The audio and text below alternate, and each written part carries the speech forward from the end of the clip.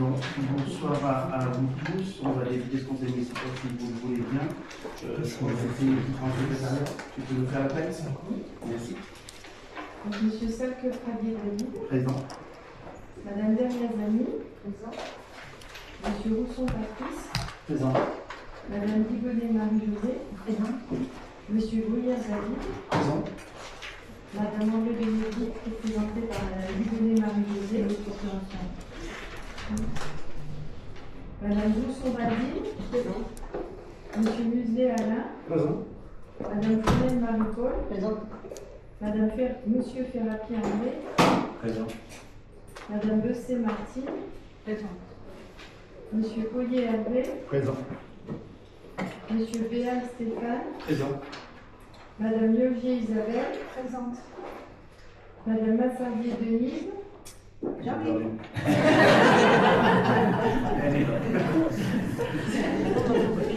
Bonsoir. Monsieur Mounier Franck. Présent. Madame Paconcelli présente. Monsieur Chazot Jean-Philippe. Monsieur Rocher Yves. Présent. Madame Neveu Marion. Présente. Monsieur Faury Ludovic. Présent. Madame Maisoni Mazarine. Monsieur Dieudonné Thibault. Absent.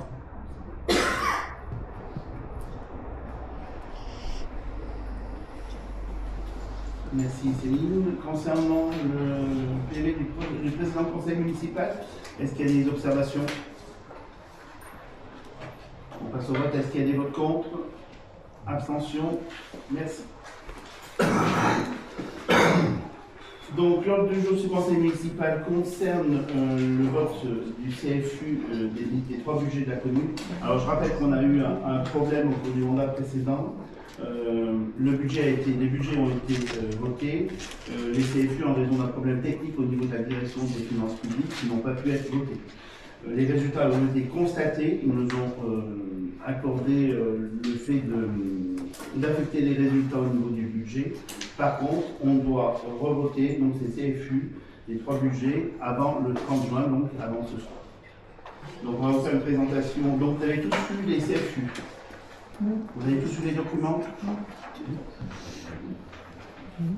Autre. Très bien. Nous allons débuter par le budget général de la commune. Alors on a un problème informatique. Ça tombe bien. On a un problème informatique, un problème de téléphone actuellement au niveau de la mairie, comme à peu près 33 personnes sur la commune de Tence. Donc vous nous excuserez un petit peu du désordre qu'on peut avoir au niveau informatique par rapport à ça. Donc on va commencer par le budget de la commune de Tence. Non, c'est pas sûr. D'abord le résultat de la commune de Tence. Est-ce que vous voyez tous? Non. Non. C'est bon. Donc vous avez bien sûr les deux sections du budget, la section fonctionnement et la section investissement. Au niveau de notre budget principal, donc on a eu pour 3 562 903,49 € de recettes et 2 530 967,56 € de dépenses, ce qui nous fait un résultat excédental d'exercice d'1 031 935,93 €. Cet excédent, on complète par l'excédent antérieur, du budget antérieur de 246 956,16 €, ce qui nous fait un excédent de clôture de 1 278 892,09 € pour le fonctionnement. Pour la section investissement, en termes de recettes, nous avons 2 566 636,20 € de recettes et 2 764 145,60 € de dépenses, ce qui nous fait un déficit d'exercice 2025 en investissement de 197 509. On reprend le déficit antérieur qu'on avait de 873 838,04, ce qui nous fait un déficit de clôture d'1 071 347,43. On va affecter ce résultat, et c'est 1 278 000 du budget de fonctionnement, 1 278 892,09 €. On les affecte. On vous propose d'affecter donc au compte investissement 1 100 000 € et affecter l'excédent de 178 892,09 € sur l'exercice 2026 en fonctionnement. Donc ça, on ne vote pas, je crois, on ne vote pas les budgets. D'accord. Des résultats. Ok. On passe maintenant au budget général de la commune, toujours, et on passe sur l'état de synthèse. Alors, on vous a mis donc le budget 2025 et la réalisation 2025, on ne vous a pas mis le budget 2026 qui a été approuvé, pour plus de lisibilité. Donc on a différents chapitres, on a différents chapitres. Le chapitre 011, charge à caractère général, on avait budgété 1 150 000 €, on a dépensé 912 073 07. Là, on a des sous-chapitres. Le secteur achat, fourniture, eau, carburant, combustible, on a dépensé 532 713,95 pour 718 000 de prévus au budget. Les 61 services extérieurs, location, maintenance, entretien, on a dépensé 208 543,69 pour 241 000 au budget, avec l'entretien des bâtiments publics pour 40 700 €. Les autres services honoraires, fêtes, cérémonies, transport, affranchissement, téléphone, on avait budgété 139 900 €, on a consommé 125 691,09 €. Les impôts et taxes, on avait budgété 51 100 €, on a consommé 45 124,34 €. Ensuite, on a le poste 12, personnel. Personnel, on avait budgété 1 230 800 €, on a consommé 1 104 971,02 €, qui se décompose en personnel titulaire pour 406 649,12 € et non titulaire pour 229 856,35 €. Les atténuations de produits, c'est le fonds de péréquation avec la communauté commune. On avait prévu 25 000, on a eu 10 573 €. On a à la fois la charge et le produit opéré dans les recettes. Le compte 042, c'est dotation d'amortissement pour 153 244 € et on a un valeur comptable INOCD pour 2618 €. Les autres charges de gestion, indemnité des élus, subventions publiques, participation intercommunale, on a budgété 307 800 €, on a consommé 290 191,61 €. Nos charges financières, c'est les intérêts des emprunts, 65 000 € de budgétisés, on avait consommé 56 930,85 € et on a des titres annulés pour 347,57 €. On avait prévu de virer à la section investissement 363 144,68 € au budget.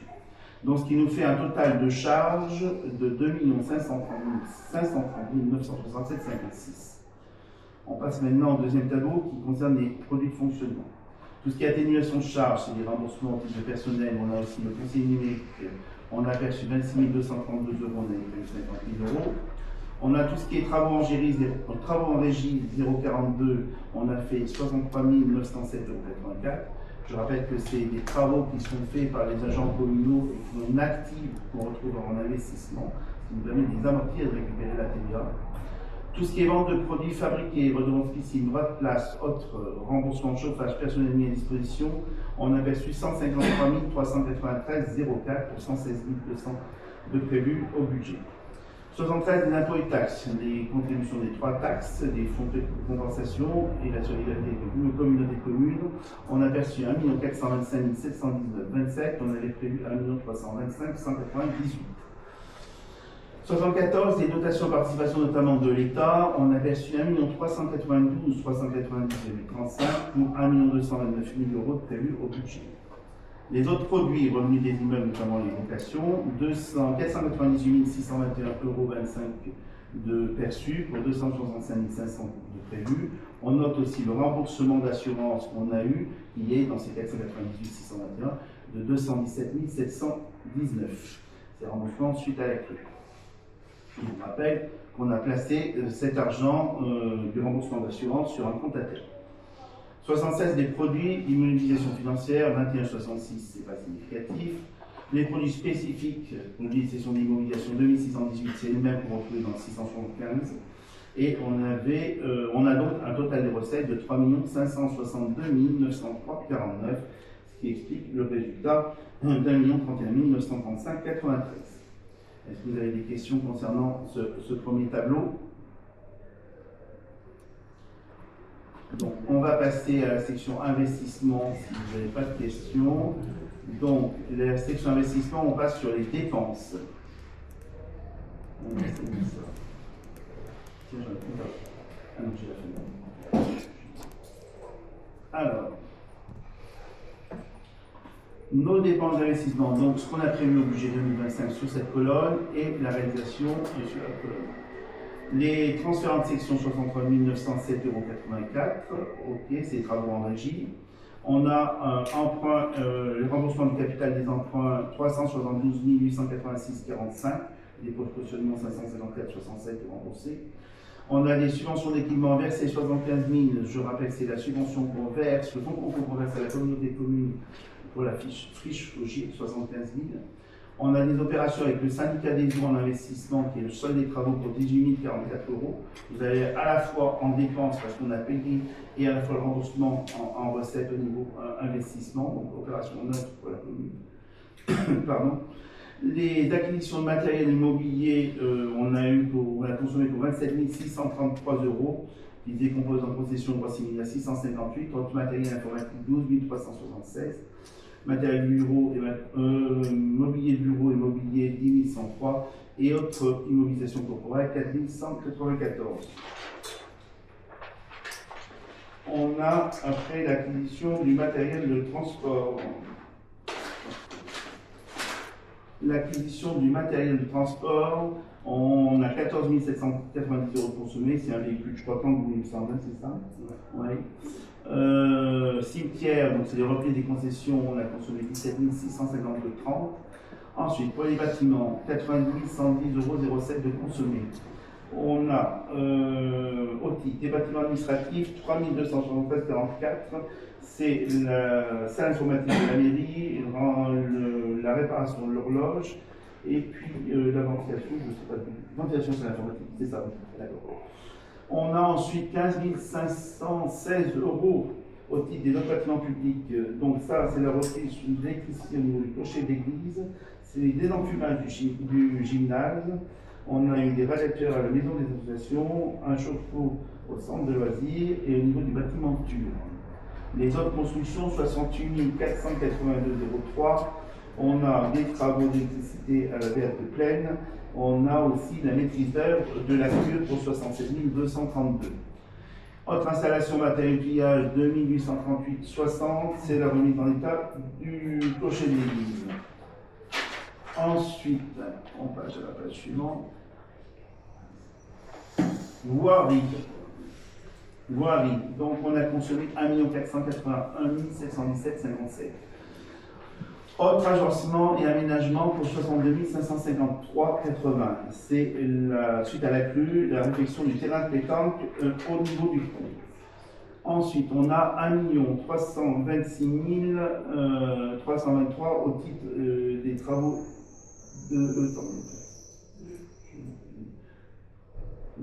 des réseaux de voirie. On a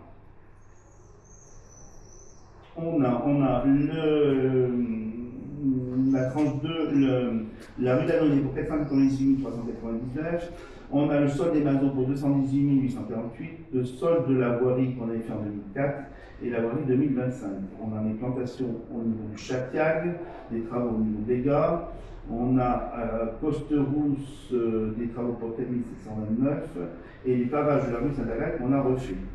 Et puis on a tout un tas de travaux suite à la crue. On a aussi des travaux au niveau du parking suite à la crue pour 45 000 là-dedans. Et on a le secteur du pont, l'aménagement du secteur du pont pour 74 138 €. Ensuite, 23 000 € les installations de voirie. On a des panneaux et du mobilier urbain qui ont été achetés. 33 492 € autre réseau, c'est les travaux en urgence de terrassement au niveau de l'aire des gens du voyage suite à la crue. 1859, c'est l'acquisition d'un poteau incendie. 1870, c'est l'acquisition d'une dalle vibrante et un transpalette. Et 32 255,19, c'était l'avance de la tranche 2 de la rue d'Annonay. Le village de vacances, 72 900 €, c'est la rénovation de la piscine. Ensuite, les acquisitions d'immeubles, autre terrain 24 097,71, c'est l'acquisition du terrain Mounier à Potage et du terrain Franchigny à la gare et Souligné au Pré. L'éclairage public, 39 448,17, c'est le dernier raconte des mazots, le sol du terrain synthétique et la coupe des casernes. Au niveau de la piscine, 6 573,36, les remplacements de certains regards. Ensuite, on va sur la maison de santé 204 225 13. On a 86 233,95 pour les travaux au niveau local du dentiste et 117 991,18 pour le matériel de dentiste. Et enfin, pour la friche, on a 254 605,22. C'est les travaux maîtrise d'œuvre pour 207 949 et la prime de concours pour 22 400 €. Ce qui nous fait un total de charges d'investissement de 2 764 145. Des questions? J'avais une question. Vous parlez du dentiste. Je vous ai pas entendu, pardon. Vous parlez du dentiste. Oui. L'aménagement de son local professionnel. Comment est-ce que c'est organisé avec lui? Est-ce qu'il paye un loyer pour les locaux uniquement ou est-ce qu'il est compris un loyer pour l'amortissement du matériel? Alors, on a 2 locaux, 2 fauteuils de dentiste, c'est Oui, important, voilà. Ouais. Et il y a un loyer pour son local, mais pas pour le matériel. Voilà. C'est la condition pour avoir des dentistes. Hein. Non, mais je pose la question justement pour savoir ce qu'il en est. D'autres questions? On passe aux recettes. Alors, les recettes d'investissement.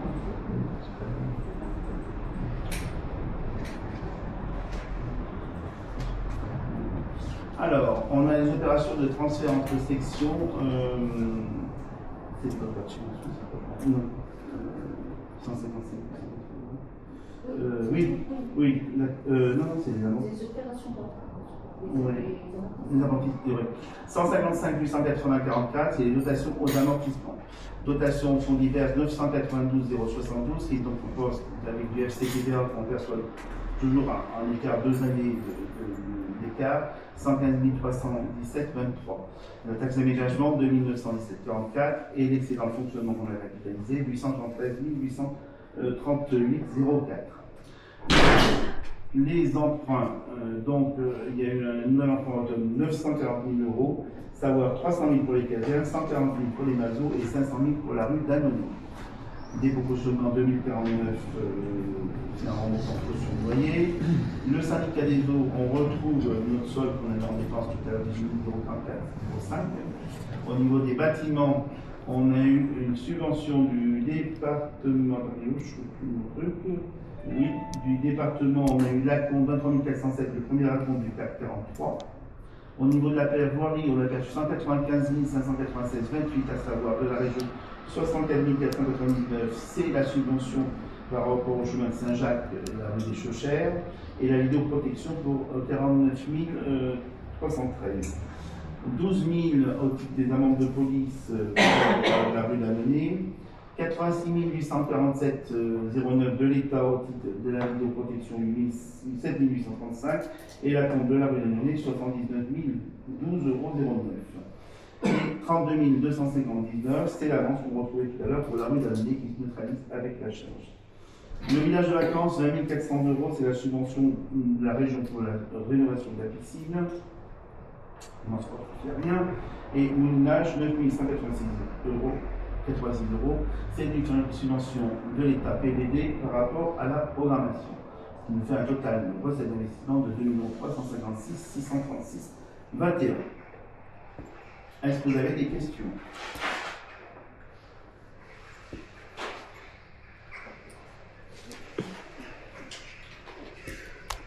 Alors, je voulais vous faire voir un peu un état synthétique.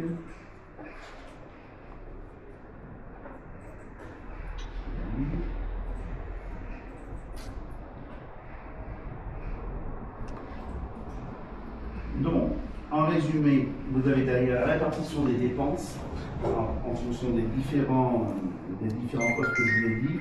On note donc les charges de personnel pour 1 104 960 €, le plus gros poste de l'année, et les charges à caractère général, on avait les locations, charges externes et tout ça, d'accord, pour 912 000 73 07. En pourcentage, donc on est en charge de frais personnels un peu moins de 45% et on est un peu plus de 30% les charges à caractère général. Ces charges à caractère général, si on les analyse, donc on a les impôts. Alors vous avez à la fois le réel, ce qu'on a réalisé, et en bleu le budget. Donc vous avez les impôts que la mairie paye par rapport à ses propres bâtiments, les autres services externes. Les services externes, c'est tout ce qui est location, tout ça, et les achats. Et dans ces achats, il faut reconnaître une chose, c'est qu'on a un certain nombre de postes qui sont relativement lourds, puisqu'on a, par exemple, au titre de l'électricité, 133 168 €, au niveau du chauffage, 146 836 €, donc c'est des postes importants, et au niveau de la voirie, 44 935 €. Voilà. Donc c'est pour avoir une vision à peu près simple de ces dépenses à caractère général. Nous avons derrière notre résultat de fonctionnement depuis 2016 jusqu'à 2025. Donc on est à un résultat de fonctionnement d'1 031 935 € et quelques centimes. On était en 2016 à 679 608 €. Donc on a une nette amélioration du résultat de fonctionnement. On a ensuite l'évolution de notre capacité de financement de 2016 à 2025. Je rappelle que la CAF, là, c'est vraiment la trésorerie qui rentre chaque année au niveau de la mairie.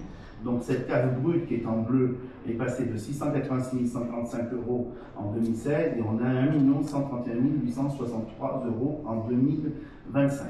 Cette CAF, elle doit nous permettre de rembourser le capital de nos emprunts. Et quand on enlève à cette CAF brute le capital de nos emprunts, il nous reste la colonne en orange qui est la CAF nette, la trésorerie nette qui nous permet de réinvestir. Cette trésorerie nette, elle est passée de 146 406 € en 2016 à 758 977 € en 2025. Voilà, donc les indicateurs sont plutôt favorables par rapport à des investissements. On a ensuite l'état de la dette de 2016 à 2025, même si on a contracté, donc on n'augmente pas la dette de 940 000 €.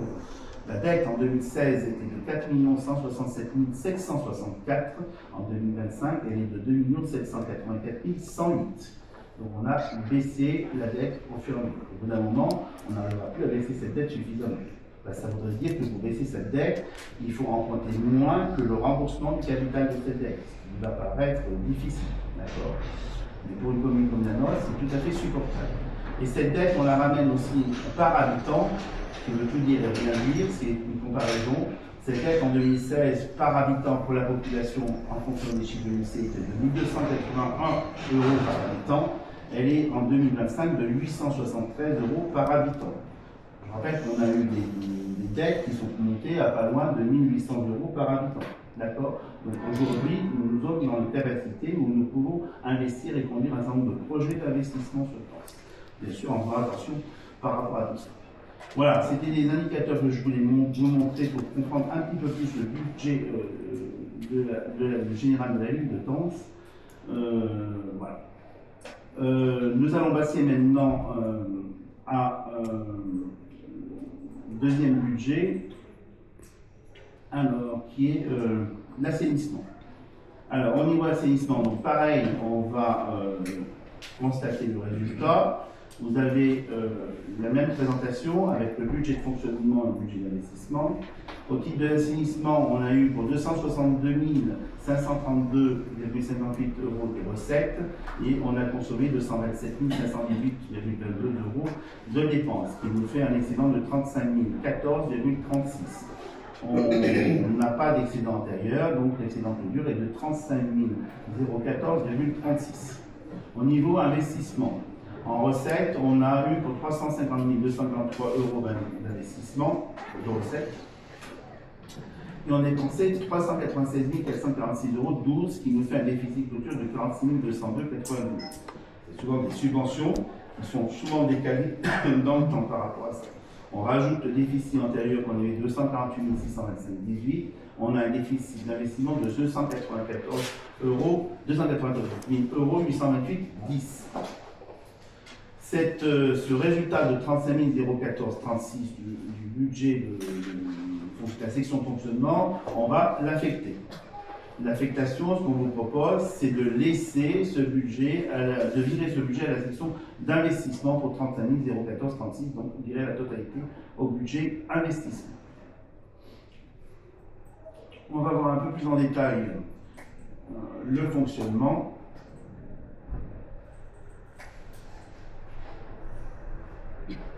Alors, vous vous avez en haut les dépenses de fonctionnement, le budget 2025 et la réalisation 2025. Charge à caractère général 99 485 sur 61 pour 111 618,27 de prévu. On a achat d'études, prestations de services. Alors j'ai pas de détails par ici, mais ça va être tout ce qui est location. Non, bon, on va venir.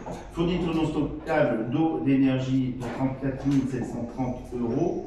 Voilà, tout ce qui est EDF, tout ça, et l'eau. Les fournitures d'entretien petit équipement, 13 706,99 fonctionnés pour 20 000 de prévus. Donc, location mobilière, c'est là qu'on a quoi sur 1371,88 pour 2000 de prévus. Entretien, réparation des bâtiments, 6 473,74 pour 6 000 de prévus. Et entretien, réparation des réseaux pour 7 805,37, 15 618,27 de prévus. Divers, les analyses. Ah oui. Les bandages. D'accord. 31 403,72, c'est les analyses au niveau de la station d'épuration et la campagne d'épandage. On avait prévu 20 000. Les charges de personnel, on avait prévu 16 000, on a 0 pour l'instant, on aura de nouveau l'année prochaine. Je rappelle que jusqu'à 2024, c'était Syndicat des eaux qui s'occupait de la gestion de la station, donc il y avait une astreinte par rapport à ça, et qu'on a reçu au niveau de la mairie. Les dotations d'amortissement pour 89 380,73 €, et on a nos charges financières pour 38 650,88 €, intérêts financiers pour 38 750,43 €, intérêts pour non échus, ça n'a pas d'importance. Total de fonctionnement, 227 518,22 €. On a en dessous les recettes de fonctionnement, on a les codes-parts de subvention pour dire au résultat pour 32 762,54 €. Et on a tout ce qui est vente au niveau assainissement, les 229 767,04 €. On a les travaux 875,82 €. On a la redevance de l'assainissement 103 574 € et la partie, c'est les abonnements pardon, pour 32 427,72 €. Et les autres prestations de services, c'est les branchements pour 93 288,75 €. Ce qui nous fait un total de recettes de 262 532,58 €. Est-ce que vous avez des questions concernant le budget de fonctionnement de l'assainissement? J'avais juste une question pour comprendre pourquoi la gestion est passée du syndicat des eaux à la mairie. C'était ma question. Parce qu'elle est plus efficace. Mais voilà, C'était un choix. Non, mais c'était pas une obligation, c'était une. Non. D'accord. Non, c'est un choix. On a voulu reprendre la gestion à la fois de la chaufferie et de l'assainissement.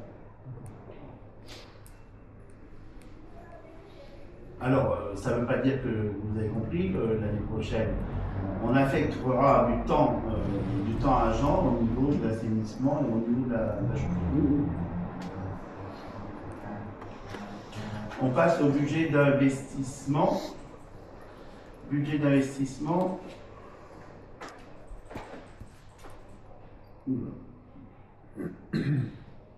Alors, on avait le déficit reporté de la session, le déficit antérieur reporté de 248 625, donc on a 0. Les opérations d'or, c'est les codes-parts de subvention des résultats pour 32 765,54. On a ensuite le capital remboursé des emprunts pour 81 192,12. Et ensuite, tout ce qui est mobilisation corporelle pour 282 488,46. Qui se décompose à 269 309,18 pour le réseau d'assainissement, donc les différents travaux qu'on a fait au niveau du réseau. Et le service assainissement pour 13 119,28, je ne sais plus ce que c'est. Ça, c'est plus les petits travaux de branchement. Non, petits travaux de branchement. Ce qui nous fait un total de charge de 396 446,12. Les pompes aussi, quand on remplace les pompes. Ouais. On a ensuite nos recettes d'investissement. Nos recettes d'investissement, on retrouve nos dotations aux amortissements pour 89 381,73. On retrouve, ça c'est les résultats antérieurs, 30 944 €. On retrouve nos subventions d'investissement pour 229 917,47, à savoir l'agence de l'eau 111 576,47. Et le département pour 118 341, ce qui nous fait un total de recettes de 350 243. Vous avez des questions sur la section investissement? Ok. On va passer maintenant à la chaufferie. Donc, même principe au niveau de la chaufferie. Un, c'est la constatation du résultat. Donc, vous avez le budget, section fonctionnement, section investissement. Section fonctionnement, on a perçu pour 517 463,42 € de recettes et on a consommé 417 609,78 € de dépenses, qui nous fait un résultat d'exercice de 99 853,64 €. On avait un résultat excédentaire antérieur de 188 063,25 €, ce qui nous fait un total d'excédent clôture de 287 916,89 €.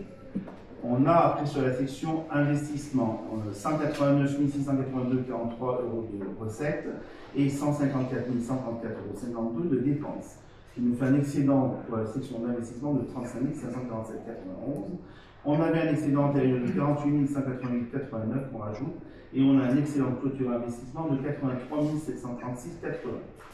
On va voir l'affectation du résultat de la section de fonctionnement de 287 916,89 € et on vous propose d'affecter donc 50 000 €, c'est sur ce 287 916,89 €, on vous propose d'affecter 50 000 € au titre de la section d'investissement et de reporter en fonctionnement les 237 916,99 € pour la différence pour arriver à 287 000 €. On va voir le détail de nos comptes. Le budget de fonctionnement, la section fonctionnement. Alors, les charges à caractère général, donc on avait prévu 350 000 € de charges, on a fait 276 738,85 €. On retrouve bien sûr nos fournitures stockage, eau, énergie, 249 483,78 €. On retrouve nos fournitures d'entretien pour 2061 €. On retrouve les entretiens de réparation au niveau du bâtiment 9341 et au niveau des réseaux 473,60 €. Les opérations de maintenance pour 14 109,21 €. L'assurance 421 €, frais de télécommunication 205,20 € et taxe foncière 623 €. On n'a pas les charges de personnel qu'on avait en prévu au budget. Et on a nos dotations aux amortissements pour 139 682,43 €. Charges de gestion courante non significative et charges financières 1186,72 €, essentiellement les intérêts connus non échus, on a 417 609,78 € de charges. On a ensuite nos recettes, on a le résultat antérieur qu'on reporte pour 188 063,25 €, les codes-parts de subvention qu'on vire au résultat pour 97 624,96 €. Et on a nos ventes globales pour 417 381,46 €, prévu 235 379 €, à savoir la vente de chaleur pour 392 283 et 25 098, c'est des abonnements. Et on a une subvention d'exploitation qu'on a perçue de 1 457 €, ce qui nous fait un total de 705 526,67 €. Est-ce que vous avez des questions concernant ce budget chaufferie? Au niveau des 30 000 € de haute personnel extérieur, il y a quelque chose qui était prévu et qui ne s'est pas fait ou ça Oui, c'est ce que j'ai dit tout à l'heure avec l'assainissement. C'est qu'on a repris la gestion en interne. Donc on ne paye plus, on paye plus le syndicat niveau, voilà. Donc on a repris en interne. Donc on n'a plus les, c'était 16 000 je crois, et là 30 000. D'accord. Ok,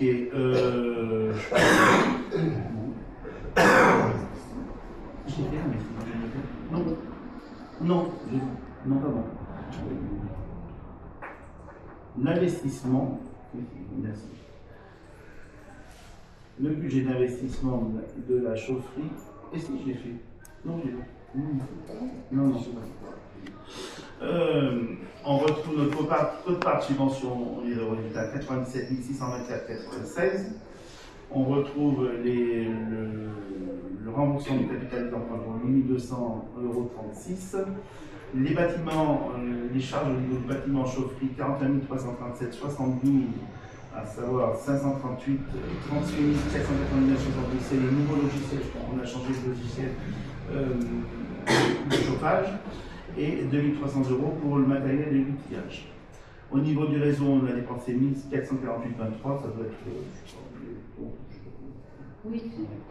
du matériel, et les sous-stations pour 5523,25, ce qui nous fait un total d'investissement de 154 134,52. On a ensuite dessous nos recettes d'investissement. On retrouve nos dotations d'amortissement pour 139 682,43. On a le résultat antérieur pour 50 000 euros. Et on a 189 682,43 euros de résultat, de recettes, d'investissement. Est-ce que vous avez des questions?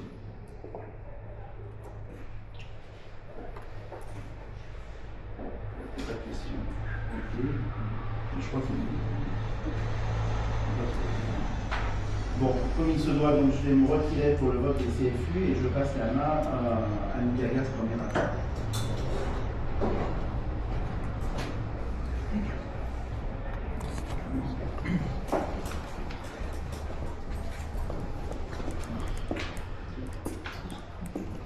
Voilà, donc je soumets au vote d'abord le CFU général, les votes contre, les abstentions. Merci. Je soumets au vote le CFU assainissement, vote contre, abstention. Et enfin, je soumets au vote le CFU chaufferie, les votes contre, les abstentions.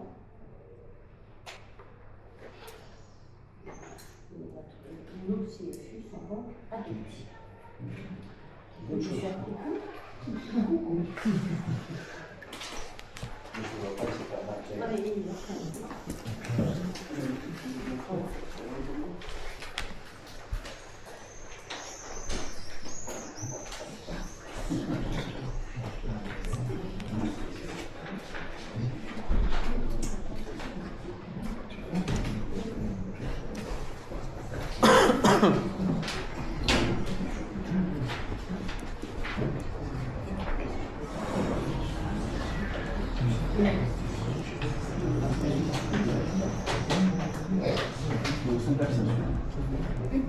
Oui, ça marche.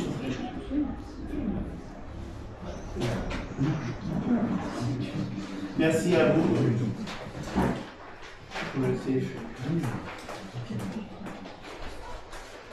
Alors, on va passer à la suite du conseil municipal.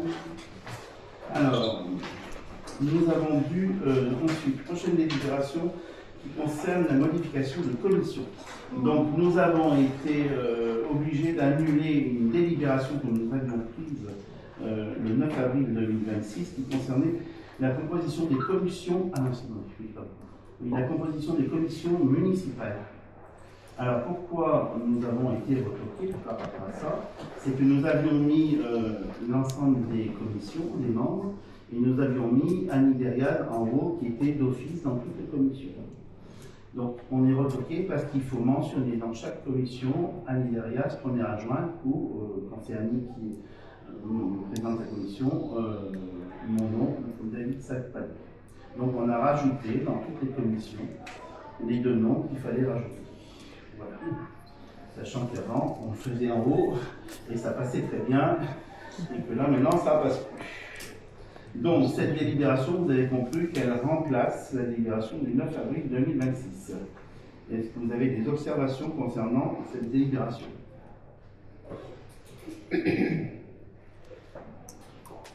S'il n'y a pas de questions, on va passer au vote. Est-ce qu'il y a des votes contre? Un vote contre. Est-ce qu'il y a des abstentions? Ok. Merci.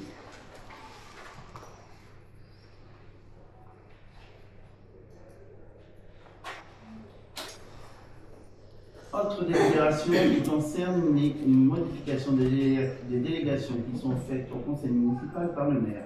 Donc pareil, une délibération qui a été prise le 9 avril 2026 et on doit la revoter. Alors ça ne concerne pas l'ensemble des délégations, ça concerne la dernière délégation qui est l'exercice du droit de préemption défini par le code de l'urbanisme. Pourquoi on a été retoqué? parce que ce que nous demande l'État, c'est de plafonner cette délibération. Donc on vous propose en délibération la formule suivante. Notre délégation met en application notamment l'alinéa 21 de l'article susvisé pendant toute la durée de son mandat, d'exercer au nom de la commune de Tence le droit de préemption pour les opérations inférieures à 200 000 € définies dans l'article L240-1 et suivant du Code de l'urbanisme.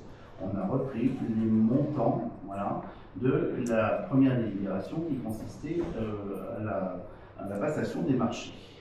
On s'est renseigné, c'est a priori ce qui se fait. Est-ce qu'il y a des observations concernant cette délibération? Malgré mon observation sur Je m'attendais à ça. Voilà. la commission de l'urbanisme, qui je pense devrait être consultée avant l'exercice d'un droit de fonction. Je vous redis ce qu'on a. Oui, mais mais non, je vais vous le redire. On a fait l'exercice de droit de préemption une seule fois, c'était sur l'affaire César. Oui, c'est ça. Voilà. On en discute toujours en réunion d'adjoint.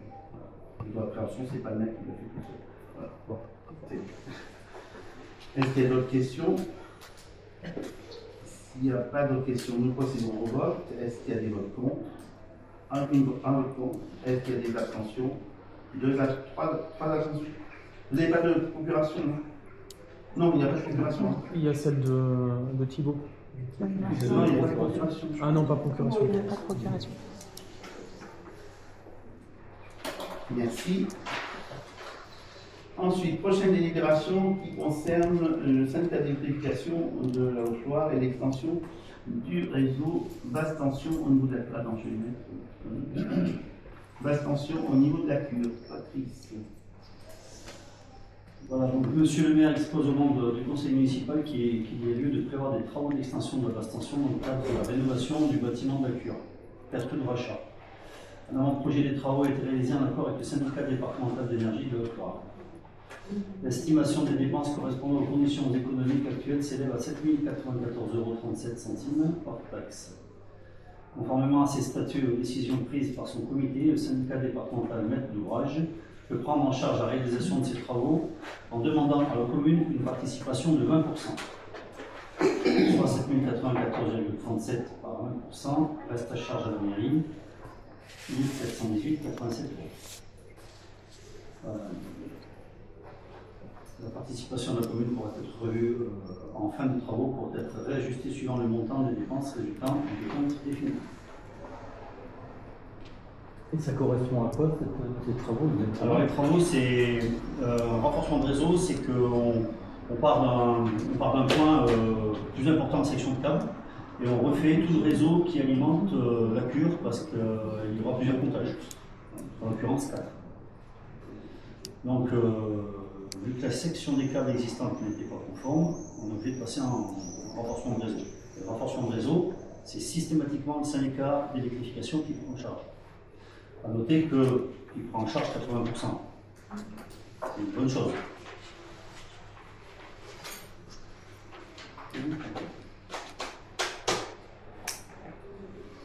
Est-ce qu'il y a d'autres questions? Pas d'autres questions? Oui. Ah oui, alors, donc, oui, pardon, merci. Donc, la délibération consiste donc à approuver l'avant-projet des travaux, confier donc sa réalisation au syndicat d'électrification de la Haute-Loire, fixer donc la participation de la commune à 1418,87, autoriser donc le maire à verser donc cette participation dans les caisses du receveur du syndicat d'électrification, et bien sûr que cette somme soit inscrite au budget pour 1418,87. Pas de questions? On passe au vote. Est-ce qu'il y a des votes contre? Abstention? Merci. On va passer toujours dans l'éclairage avec d'autres travaux. Je vais mettre d'autres travaux, Patrick. Donc Monsieur le maire expose aux membres du conseil municipal qu'il y a lieu de prévoir des travaux sur le poste Abrial à Chavillon. Un avant-projet des travaux a été réalisé en accord avec le syndicat départemental d'énergie de la Haute-Loire, auquel la commune a transféré la compétence d'éclairage public. L'estimation des dépenses correspondant aux conditions économiques actuelles s'élève à 2 198,37 € hors taxe, conformément à ces statuts et aux décisions prises par son comité. Le syndicat départemental maître d'ouvrage peut prendre en charge la réalisation de ces travaux en demandant à la commune une participation de 55%. Donc 2198,37 par 55%, il nous reste à charge 1209,10 €. La participation de la commune pourra être prévue en fin de travaux pour être réajustée suivant le montant des dépenses résultant du décompte définitif. Donc là, si vous voulez des explications. Oui. Donc là, nous sommes en haut de la montée de Boudet, au niveau des prêles, où il y a 2 constructions qui vont être établies dans un futur proche. Et on est obligé de reprendre un morceau de réseau parce qu'on a une ligne électrique qui traverse les 2 parcelles. Et qui en l'occurrence est sur un filetage de nouvelles clôtures. Donc là aussi, c'est des lois un peu à la Mormois, parce qu'en admettant que cette fameuse ligne ne soit pas sur une clôture, vous avez dû l'accepter en tant que telle. Donc du coup, le syndicat prend en charge cette déviation et en plus reprend surtout de l'éclairage public. Il se permet d'enfouir 400 lampadaires, alors qu'avant on était tout en aérien. Donc c'est plus de l'amélioration de réseau, j'ai envie de vous dire, ces travaux-là que petits. Mais bon, on en a profité pour, enfin c'est pas nous, mais eux ils en ont profité pour enfouir le réseau. Vu que la conduite principale va être enfouie, ils en profitent pour reprendre l'éclairage public avec.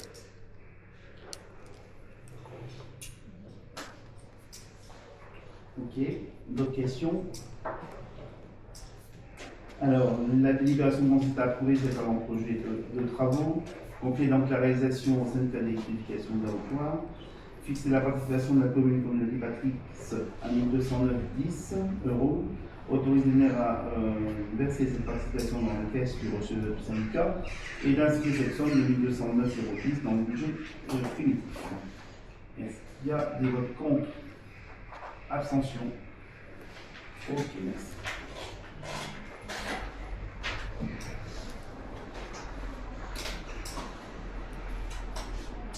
Prochaine délibération, nous avons été sollicités pour une subvention exceptionnelle. Annie.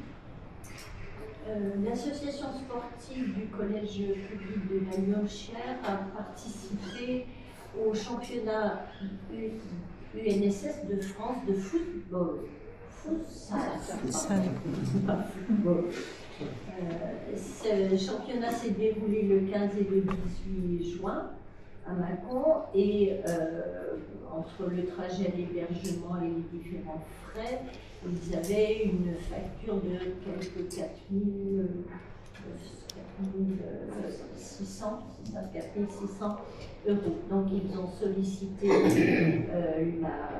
la commune pour les aider et on vous propose d'attribuer une subvention de 1 000 € pour aider aux frais, en sachant aussi que la Comcom a été sollicitée et a versé également une subvention, enfin a décidé de verser une subvention de 1 000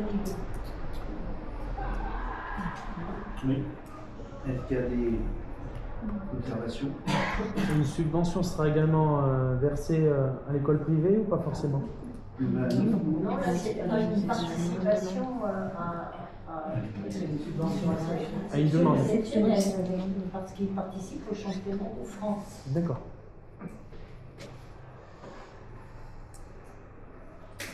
Ok.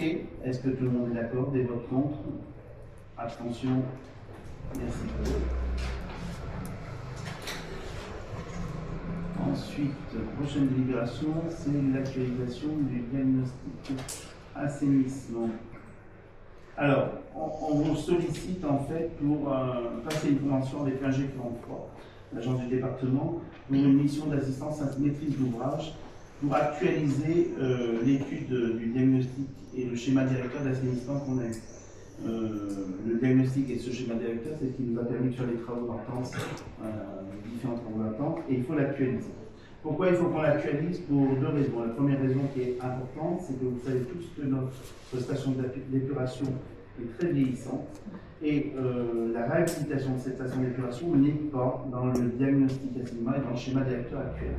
Donc comme elle n'est pas dans le schéma actuel, nous n'aurons pas droit de subvention. Donc il faut actualiser pour qu'on puisse aller chercher des subventions pour la réhabilitation de cette station d'épuration. Et puis le deuxième point important, vous avez eu la convention, le deuxième point important qu'on va mettre dans ce projet, c'est qu'on va être tenu dans les années qui vont suivre à mettre en place un diagnostic permanent de l'assainissement. C'est-à-dire qu'à différents endroits, on va avoir des relevés de débit réguliers. Donc ça, c'est l'État qui nous demande ça. Donc on profite de l'actualisation véritablement de ce schéma assainissement 1 pour mettre la station d'épuration, voilà, et deuxièmement pour préparer le matériel et les équipements nécessaires à la mise en place de ce diagnostic permanent. Et pour ça, donc, un G43 va nous aider au titre de l'assistance à maîtrise d'ouvrage par rapport à les objectifs de l'étude, la rédaction des pièces administratives et techniques, le choix des candidats et faire le cahier des charges, bien sûr, par rapport à ça. Le tout pour un coût de 2100 € TTC, sachant que c'est déjà un G43 qui nous aide à la gestion de la station d'épuration. Est-ce que j'ai été suffisamment clair? Est-ce qu'il y a des questions? NG43, Un G. Un G, c'est quoi exactement? C'est le département, c'est l'agence d'ingénierie du département. D'accord.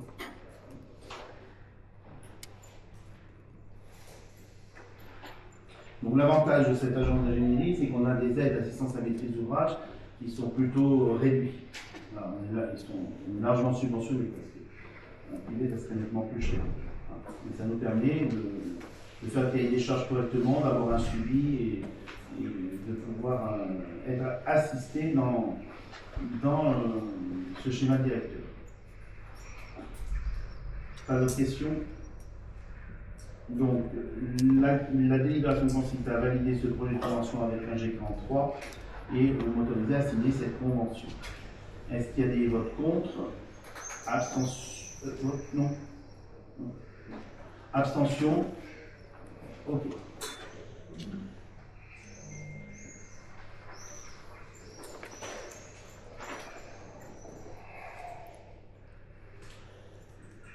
Ensuite, nous avons la prochaine délibération qui consiste à mettre à jour le tableau des emplois communaux. Donc, on a nécessité de transformer ou de créer des postes. Il faut qu'on crée un poste d'adjoint administratif titulaire à temps complet à compter du 1er juillet 2026. C'est une titularisation qu'on va avoir au niveau d'un adjoint administratif. On va transformer le poste d'un adjoint administratif non titulaire à temps non complet de 15 heures à un poste d'adjoint administratif non titulaire à temps complet de 25 heures à compter du 1er juin 2026. Ça, c'est pour une assistance au niveau du cinéma où on a une prise en charge de la région. Voilà. Et enfin, on va créer un poste d'adjoint technique titulaire à temps non complet de 13 heures et on supprime un poste d'adjoint technique à temps non complet de 25 heures à compter du 1er juillet 2026. Ça, c'est par rapport à notre nouvelle femme de ménage qui travaille par ailleurs sur Je me veille aussi. Alors, vous m'aviez demandé dans vos questions le tableau des effectifs. Je vais essayer de le mettre entier. Donc, vous avez ici le tableau des titulaires, donc en fonction des différents secteurs. Nous avons au niveau des titulaires 39 postes qui sont autorisés par le conseil municipal. Et aujourd'hui, on n'a que 18 postes pourvus en titulaire, soit 29 non pourvus. Et on a ensuite le tableau des non titulaires, avec les différents secteurs. On a 31 postes de non titulaires qui sont autorisés par le conseil municipal. On en a 9 de pourvus et 22 qui ne sont pas pourvus. Voilà. Est-ce que j'ai répondu à votre question? Oui, oui, mais c'était pour savoir effectivement. Donc il y a un total de 70, 27 et 43. Pour savoir un petit peu où en était le personnel communal et savoir s'il y avait des secteurs qui posaient problème pour le recrutement, par exemple. Ben, on a juste par rapport aux temps de travail. Voilà, c'est souvent ça. Mais sinon, on avait fait un peu vite. Voilà. Il faut toujours qu'on laisse, on pourra enlever certains postes, mais il faut toujours qu'on laisse des postes par sécurité. Et on est bien d'accord, c'est ce que j'ai dit tout à l'heure, quand les frais personnels représentent un peu moins de 45%, on est à cheval là-dessus et on fait attention. Alors, par rapport à ces créations de postes, transformations de postes, est-ce que vous avez d'autres questions? Est-ce qu'on pourrait avoir ce document? Oui, monsieur. Oui.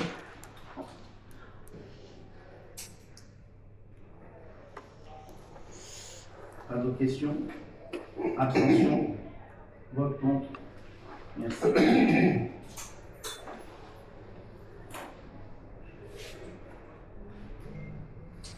Une dernière délibération qui concerne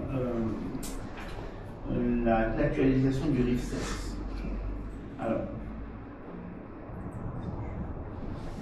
Alors, il faut savoir que une délibération de 2018, du 13 février 2018, a instauré le régime indemnitaire, ce qu'on appelle le RIFSES.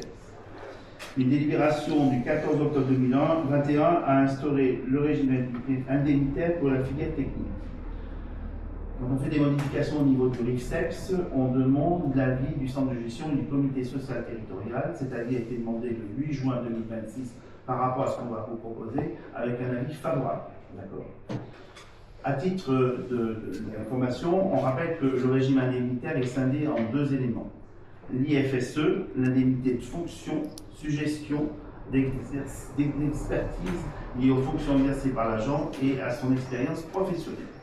Et on a le CIA, le complément indemnitaire annuel, tenant compte de l'engagement professionnel et de la manière de servir. La délibération de ce soir ne concerne pas le changement de l'IFSE, cette première partie. C'est pas ça. La délibération de ce soir concerne la mise en place du CIA, complément indemnitaire annuel. Alors, les premières pages concernent l'IFSE, on va pas revenir parce que vous avez des montants minimum, maximum qui sont autorisés pour chaque catégorie personnelle. Il n'y a eu aucune modification. Je vous propose qu'on aille directement au CIA. Vous voyez, il y a tous les postes, hein, tous les grades, tous les. Voilà. C'est pas grave. Pas grave. On va lever. Je vais passer.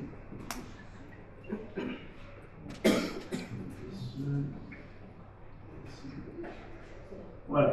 Donc nous, ça concerne l'article 8 et qui a été soumis à avis du centre de gestion. Donc, en fait, il faut savoir que la mise en place de ce CIA est devenue obligatoire. C'est une décision du Conseil constitutionnel du 13 juillet 2018. Les bénéficiaires de ce CIA concernent en fait tout le monde, que ce soit les titulaires et stagiaires à temps complet, à temps non complet et à temps partiel. Il pourra être également instauré pour les agents contractuels de droit public à temps complet, à temps non complet et à temps partiel. Alors, on détermine pour ça en fait les cadres d'emploi qui sont répartis en deux, d'accord. Et on fixe les montants individuels qui tiennent compte des critères. En fait, le CIA, c'est, on va dire, c'est complètement lié à l'évaluation du personnel. Plus le personnel travaillera correctement et aura une évaluation correcte, plus il pourra bénéficier éventuellement des primes de fin d'année. C'est ça, hein? Ouais. Voilà. Donc c'est vraiment très encadré, c'est-à-dire qu'il y a les montants individuels, il y a des critères d'évaluation, et ces montants ne se sont reconductibles automatiquement d'une année sur l'autre, ils peuvent changer et peuvent être compris en 0 et 100% du montant maximal. Comment ça se passe? On a un coefficient qui est déterminé à partir des résultats d'entretien professionnel. Une note sur 3 points est attribuée à chacun des critères d'évaluation de l'agent, et le pourcentage est obtenu par les points divisés par le nombre total de points, et la part de sa prime sera attribuée en fonction du pourcentage qui sera déterminé en dessous, à savoir, si ça représente 10%, il n'y a aucune prime qui est attribuée. Entre 11 et 36% des points, 50% de la prime attribuée. 37, 63% des points, 75% de la prime attribuée. Plus de 64% des points, il a la totalité de sa prime attribuée. Vous avez ensuite par la suite donc, les différentes catégories pour lesquelles ça s'applique, avec les différents groupes, et vous avez les tableaux avec les montants maximum. Alors je vous rassure, c'est les montants annuels, montants maximum. Je vois par exemple direction de la collectivité DGS 6 390 €, ce n'est pas 6 390 € de primes qui vont être octroyés. C'est le montant maximum. On est bien d'accord par rapport à ça. Et vous avez, dommage pour et vous avez véritablement pour chaque groupe et chaque catégorie d'emploi les montants maximums qui sont déterminés. Il faut savoir que le versement se fait annuellement.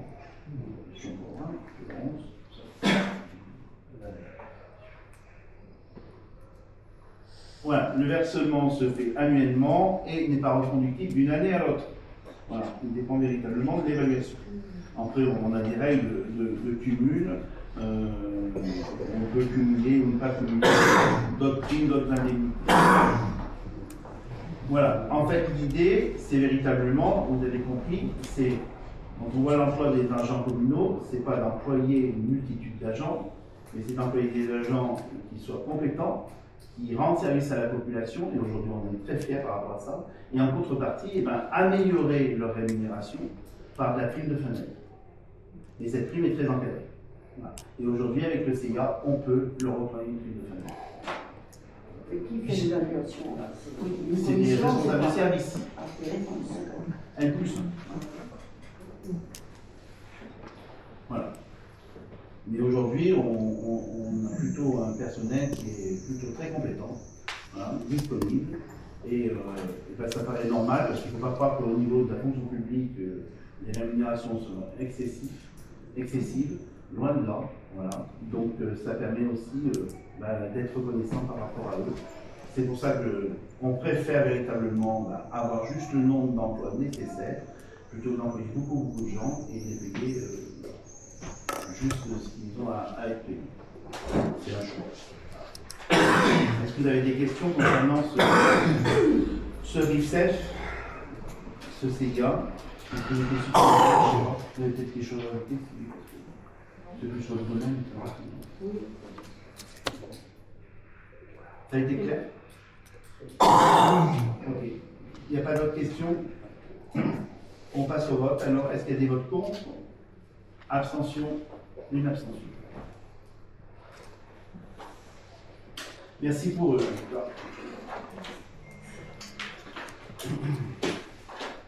Voilà, on a fini l'ordre du jour du conseil municipal. On a fini l'ordre du jour du conseil municipal. On va passer aux questions que la liste minoritaire nous a fait passer. Alors, 16 questions. Voilà. Alors, première question. Les réunions du conseil municipal sont filmées. Comment la population peut-elle visualiser les images captées et pendant combien de temps? Qui s'y colle? C'est Lille ou Isabelle? Isabelle, c'est toi? C'est moi. Donc, vous allez pouvoir que nous capturons les séances du conseil municipal en doublon avec les listes.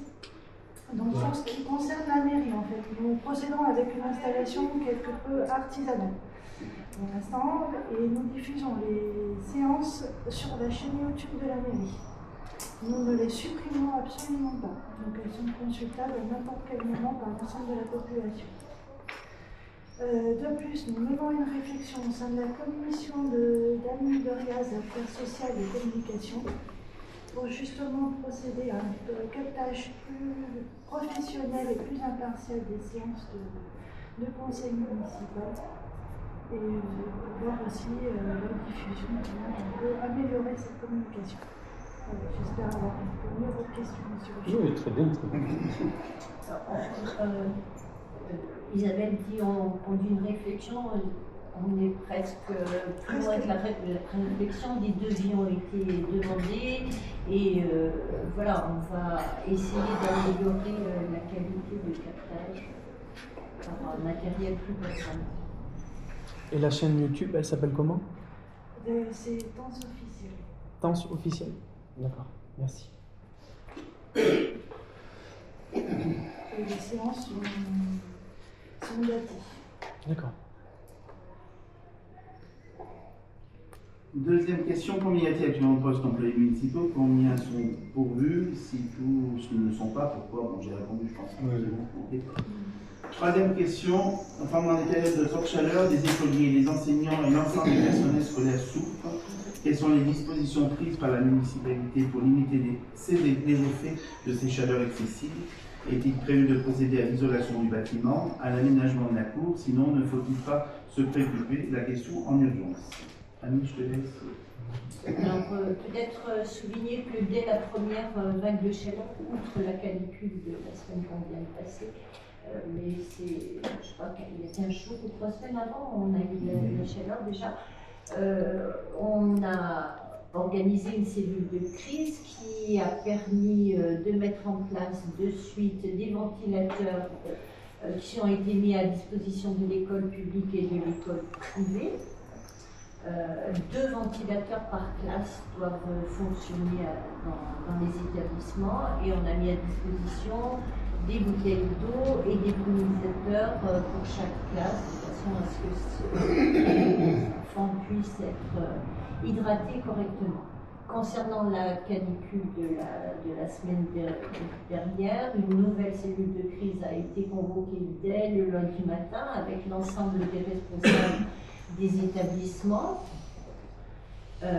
et il a été mis en place des plages supplémentaires pour toutes les écoles, pour les écoles et pour les collèges, des plages supplémentaires d'accès à la piscine. Des classes ont eu accès le jeudi et le vendredi au cinéma, ils se sont organisés sur un planning.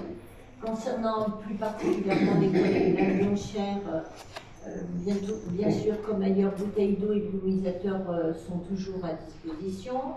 Une zone de cours plutôt au nord, enfin, sur la partie la plus ombragée, a été définie de suite. La climatisation fonctionne dans 4 salles de l'établissement.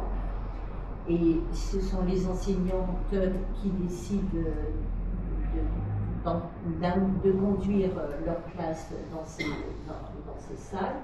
Les ATSEM ont la possibilité d'utiliser le préau pour les temps de garderie durant la journée. Des couvertures de survie ont été fixées aux fenêtres les plus ensoleillées pour faire diminuer un peu la chaleur. Et le collège met à disposition, notamment sur les jours du brevet, du DLB qui vient de finir, des salles au niveau du rez-de-chaussée si l'école en a besoin.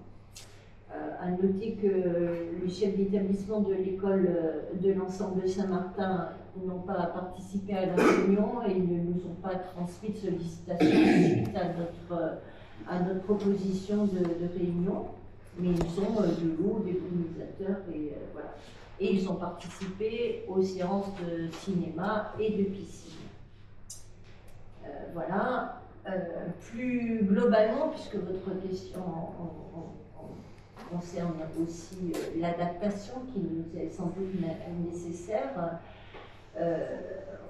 on peut ne pas douter que les autorités nationales et préfectorales vont tirer conséquence de cette canicule et ils ne manqueront pas d'encadrer les actions qui sont à mener. Donc dès qu'on a un minimum de cadrage, on se mettra au travail dans la concertation avec tous les personnels concernés.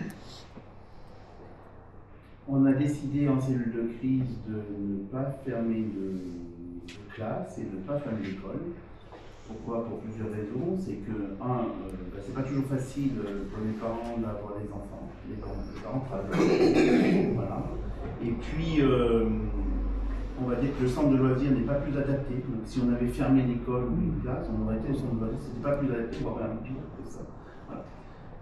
Bien sûr, on attendait l'évolution et si on était passé en alerte rouge, on aurait pris d'autres mesures, bien sûr, à l'époque.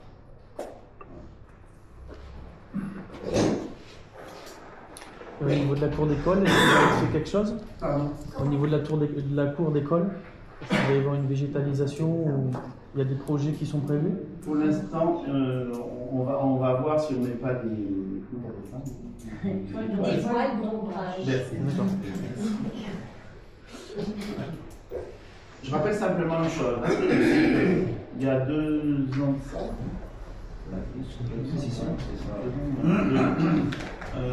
on est venu avec un projet de réfection de toutes les vestiges de l'école, avec des persiennes, voilà, qui étaient un peu plus de 300 000 € et des subventions du Fonds vert qui étaient destinées.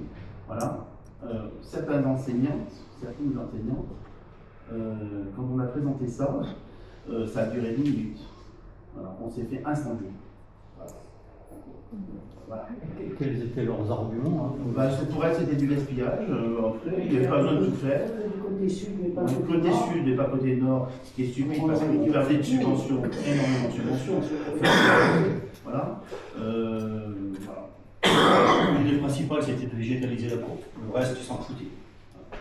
Alors, on a des fuites d'eau, il ne faut pas croire. Hein. Il y a certaines fenêtres côté nord, justement, qui par grand vent et pluies latérales, l'eau pénètre à l'intérieur des classes. Et ça, apparemment, c'était pas le sujet. Pourquoi pour la végétaliser, il n'y a pas de réseau dessous? On ne sait pas où ça passe. On sait pas où ça passe.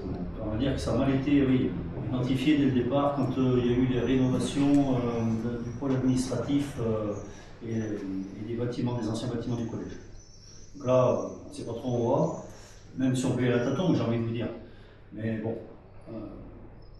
on nous dit qu'il nous faut des arbres, un coup on nous dit qu'il nous faut de la végétalisation, un coup on nous dit de mettre des ombrages en toile. Pour moi, c'est une chose qui est complètement aberrante parce que le prochain premier orage qui va avoir lieu, on risque d'avoir des blessés, voire plus que ça. Donc voilà. Concrètement, on était sur la partie habitation et non pas sur la partie végétalisation de la cour. Bon, ce qui est important, ce que dit Annie, c'est qu'aujourd'hui, il y a 4 structures qui sont climatisées. Quoi. Hein, parce que ce qui pose problème, c'est surtout les salles qui sont côté cour. Ça, vous l'avez mis là-dessus. Oui, il y a 4 salles qui sont climatisées. Voilà. Il y en a une qui vient, mais bon, on y arrive. Et il en faudrait combien à notre place? Alors, je ne sais pas, parce que est-ce que l'État va, suite à ces problèmes de canicule, va obliger peut-être à climatiser? Peut-être, hein, je ne sais pas, hein, voilà. On verra ce qu'il en est. A priori, avec la Banque des territoires, ils vont faire un dispositif par rapport à ça, on verra ce que vous voulez. Voilà. Mais ils n'ont pas partout des salles climatisées. Après, c'est vrai, comme le disait Annie, c'est pas à nous d'aller prendre les élèves d'une classe pour aller les mettre dans la salle climatisée. C'est à eux de gérer le truc. Voilà. Non, mais c'était juste pour savoir Non, effectivement mais- s'il y a eu une réaction et si Non, mais le bâtiment il a été construit en 1913, je crois, quelque chose comme ça, pas forcément adapté aux nécessités actuelles. Non, c'est vrai que je posais la question. on a fait aussi pour la population, hein, aussi, ça c'est important aussi. Ils ont peut-être, bien sûr, on s'est renseigné. On a fait par rapport à la population l'ensemble des messages. Meilleure chose, alors on a notre fichier des personnes qui sont vulnérables, c'est plus de 65 ans, je crois. Franchement, c'est laborieux. Si vous avez du temps, on est prêt à prendre votre temps. Et je suis pas sûr que ça prenne vraiment, ça donne quelque chose. Le mieux, c'est de jouer vraiment sur la solidarité à ces moments-là, entre voisins, entre familles, enfin voilà. On l'avait fait une année, on l'avait fait pour le Covid, oui, ça, oui. Et en fait, il y avait beaucoup de gens qui... Personne ne paye pas, mais On met bien sûr la salle Marie-Brune à disposition, c'est une pièce froide au cas où, voilà. On a apporté des communisateurs, c'est Bénédicte qui a apporté des communisateurs et qui regarde aussi un peu au niveau de préforo, parce que c'est un secteur qui est très chaud, il y a des gens dans le mal. Et puis dès qu'on a le moindre alerte, ce qu'on a fait aussi, c'est qu'on a lancé un message aux associations sportives, voilà. Et tout le personnel médical, ADMR, y compris tout ça, nous signaler s'il y avait des problèmes par rapport à ça.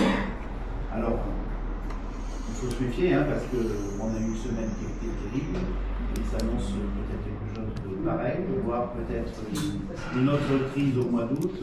Donc voilà, et c'est vrai que les organismes ont souffert, et il faudrait être très vigilant, et on appelle à la solidarité, soit familiale, soit entre voisins. Quatrième question. La commune fait de temps en temps procéder au balayage des rues. Pour permettre le balayage, le stationnement est interdit et préalablement une signalisation adaptée mise en place. Ces interdictions de stationnement et signalisation semblent ne concerner que les rues principales. Dans les rues de moindre importance, l'interdiction et la signalisation ne s'appliqueront pas. Seule la partie de la chaussée utilisée pour la circulation est balayée. La partie utilisée pour le stationnement ne l'est pas, et ce depuis plusieurs années. La commune entend-elle remédier à ce problème? Je ne vois pas trop où c'est. Alors c'est vrai que dans le centre-bourg, on enlève tout, on essaie de faire enlever tous les véhicules.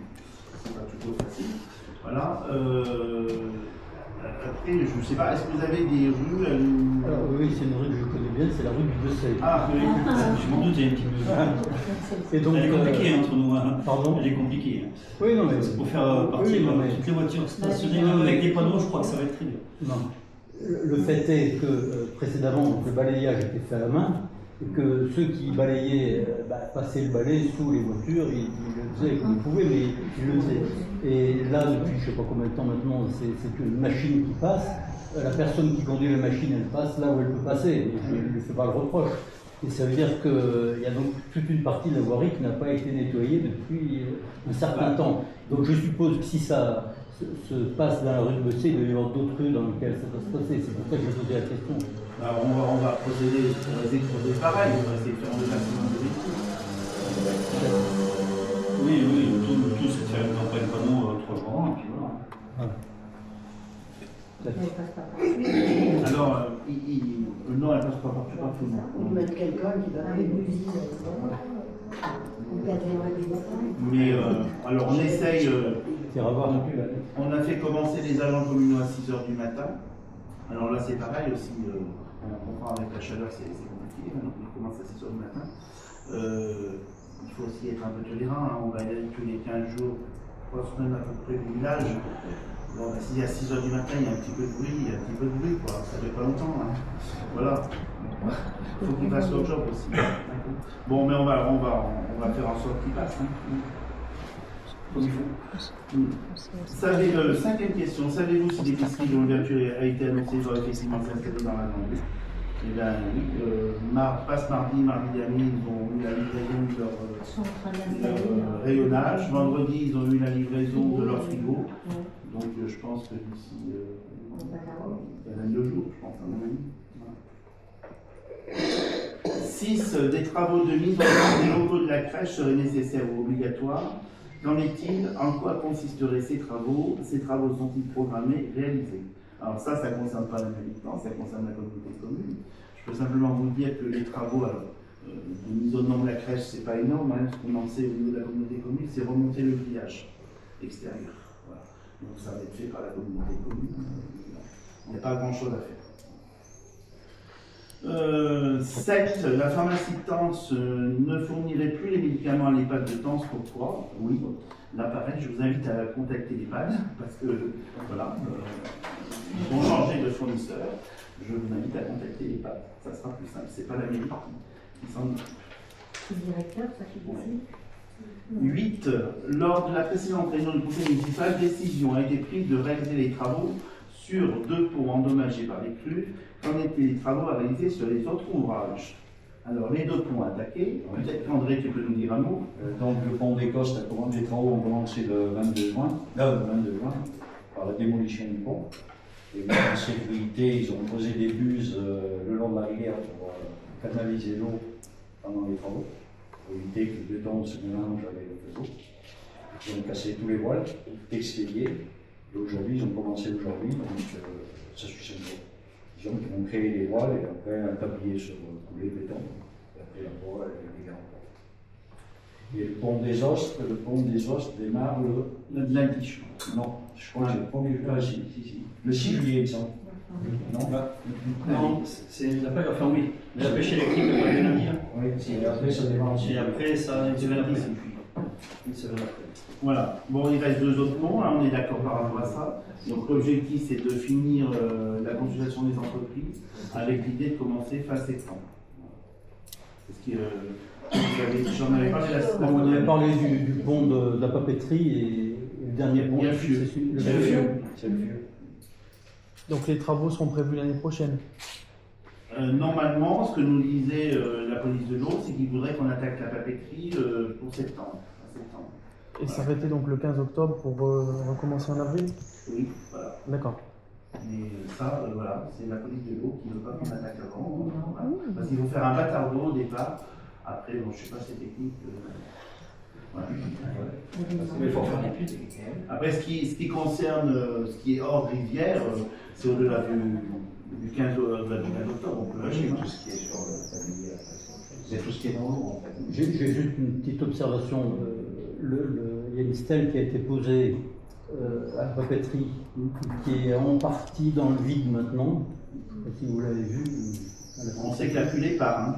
Pardon? La culée du pont, elle part. Oui. Donc, je ne sais pas s'il est prévu dans les travaux financés, je ne sais pas ce qu'il faut faire exactement pour stabiliser la stèle. Ou la dépasser, parce qu'il y a Ou la dépasser, je sais pas. qu'on va élargir. Ça va être plus large, large, et, ça va être plus large, on va être plus large. C'est bien preuve que le pont bouge, parce que quand je vois que des gens passent dessus, quand même à pied, et quand on voit que la Seine est près de partir, la culée du pont bouge. Le pont peut tomber à tout moment. Voilà.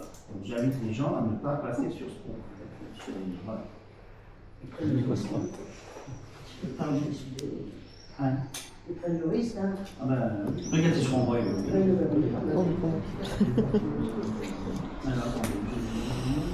Neuvième question. Le conseil municipal a créé en son sein un certain nombre de commissions. Depuis cette création, combien de commissions ont été réunies? Quels sujets ont été abordés au cours de ces réunions? Alors, aujourd'hui, on ne savait pas si longtemps quand même, 2 commissions de mémoire ont été réunies. Annie a réuni la commission communication, et moi j'ai réuni la commission finance. Ça va être rappelé. Alors vous avez des représentants, en finance j'ai eu Thibaut Dionnet, en commission communication, je ne sais pas qui t'avait. C'était moi, mais j'ai pas pu être présente. Voilà, ça peut arriver. Voilà, alors on ne va pas faire l'objectif d'avoir des représentants dans ces commissions, c'est que vous ayez, vous, l'information. Oui, pour savoir.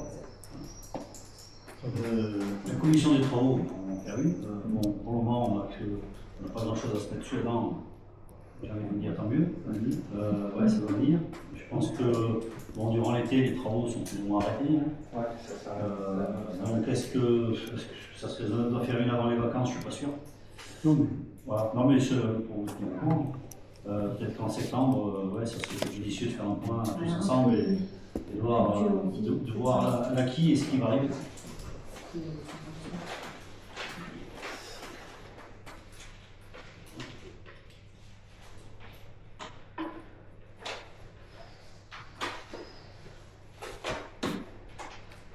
Alors, 10. Certains élus municipaux ont été délégués à la communauté de communes, au syndicat des eaux, au syndicat du train. Les élus délégués peuvent-ils faire un compte-rendu de l'activité des organes auprès desquels ils ont été délégués? Donc la même réponse quand vous êtes à la communauté de communes, c'est pour que l'information diffuse entre vous. Vous y étiez tout à l'heure. On n'a pas eu trop de succès pour l'instant à la communauté de communes parce que toutes les commissions se sont réunies. Il y a Mazarine qui est venu, voilà, mais on n'a pas eu trop de succès ailleurs. Voilà. Il y a peut-être des questions à se poser alors. Pardon? Il y a peut-être des questions à se poser. Si les gens ne sont pas actifs à venir. Il y a une raison. Mais je veux dire, comment. Attends, je vais t'expliquer. Tu dis les gens ne sont pas actifs à venir. Les gens viennent. Ah, mais ben, quand où est je le parle, problème, alors c'est ton groupe qui ne vient pas. Qui? Ton groupe. Quel groupe? Ton groupe. J'ai dit, bon, il y a Gaucher qui est venu cet après-midi, Mazarine qui est venu à la commission. Eh ben, mon groupe vient bien. alors. Moi, je suis venue. Hein. Ah, bon, excuse-moi, voilà. Voilà. Je vois pas où est le problème. Regardez, qu'est-ce qu'il faut faire de plus? non, mais moi, je me posais la question simplement. Quand on est réunis tous ensemble, peut-être que ça peut intéresser les uns et les autres de savoir de quoi on a parlé dans les différentes réunions, de manière à ce que tout le monde puisse être informé. Voilà. Mais alors, je ne peux pas faire un liste répétitable de ce Non, qu'il y a mais- dans la communauté commune. Par contre, des Ça autres me- syndicats, trains et compagnie, oui, quand il y aura des choses à vous dire, on vous dira des choses. Pour l'instant, Aujourd'hui, le train se réunit demain. Il n'y a pas eu de réunion, en fait. Voilà. 11e question. Monsieur et Madame Cros vous ont interrogé pour savoir à quelles conditions pourrait être édifié un mur anti-bruit en plusieurs propriétés, celle de RG43. Ils ont toujours sans réponse. Veuillez nous dire qui en est. Là, ils n'ont pas eu de réponse, comme je n'ai pas de réponse. Le mur, c'est RG43 qui doit le faire normalement. Voilà. On est submergé de courriers de monsieur et Madame Cros, mais tous, hein, sous-préfet, préfet, tout ce que vous voulez. On a même décidé de ne plus répondre, pour vous dire. Donc voilà, quand on aura des informations, on contactera Madame Cros et les informations. Aujourd'hui, on en a. Et est-ce que ça ne serait pas aussi utile et important de rassurer Madame Cros, parce que c'est vrai qu'elle est impactée au niveau de sa santé. Donc même si vous n'avez pas d'éléments, lui dire on n'a pas d'éléments, on reviendra vers vous quand on aura des éléments, je pense que ça pourrait la rassurer. Oui, je ne sais pas si elle a besoin d'être rassurée, je pense. C'est pas tout à fait ça. En tout cas d'avoir une réponse à ces Voilà. questions. Mais oui, Mais je te rassure, hein, on a tous décidé que... Le souci, c'est que comment faire ces travaux-là, c'est à l'entreprise. Alors, je ne veux pas me lancer dans une polémique quelconque au sujet, parce que d'abord, je ne le connais pas, donc je ne me fais que l'écho de ce que j'ai entendu. Voilà. Simplement, donc, ce que j'ai compris, c'est que, alors, je ne sais pas si c'est M. Mancro ou RG43 qui proposait de construire un mur anti-bruit, et il voulait savoir dans quelles conditions il pouvait le faire. Donc je ne sais pas s'il y a besoin d'avoir une réponse d'un organisme quelconque.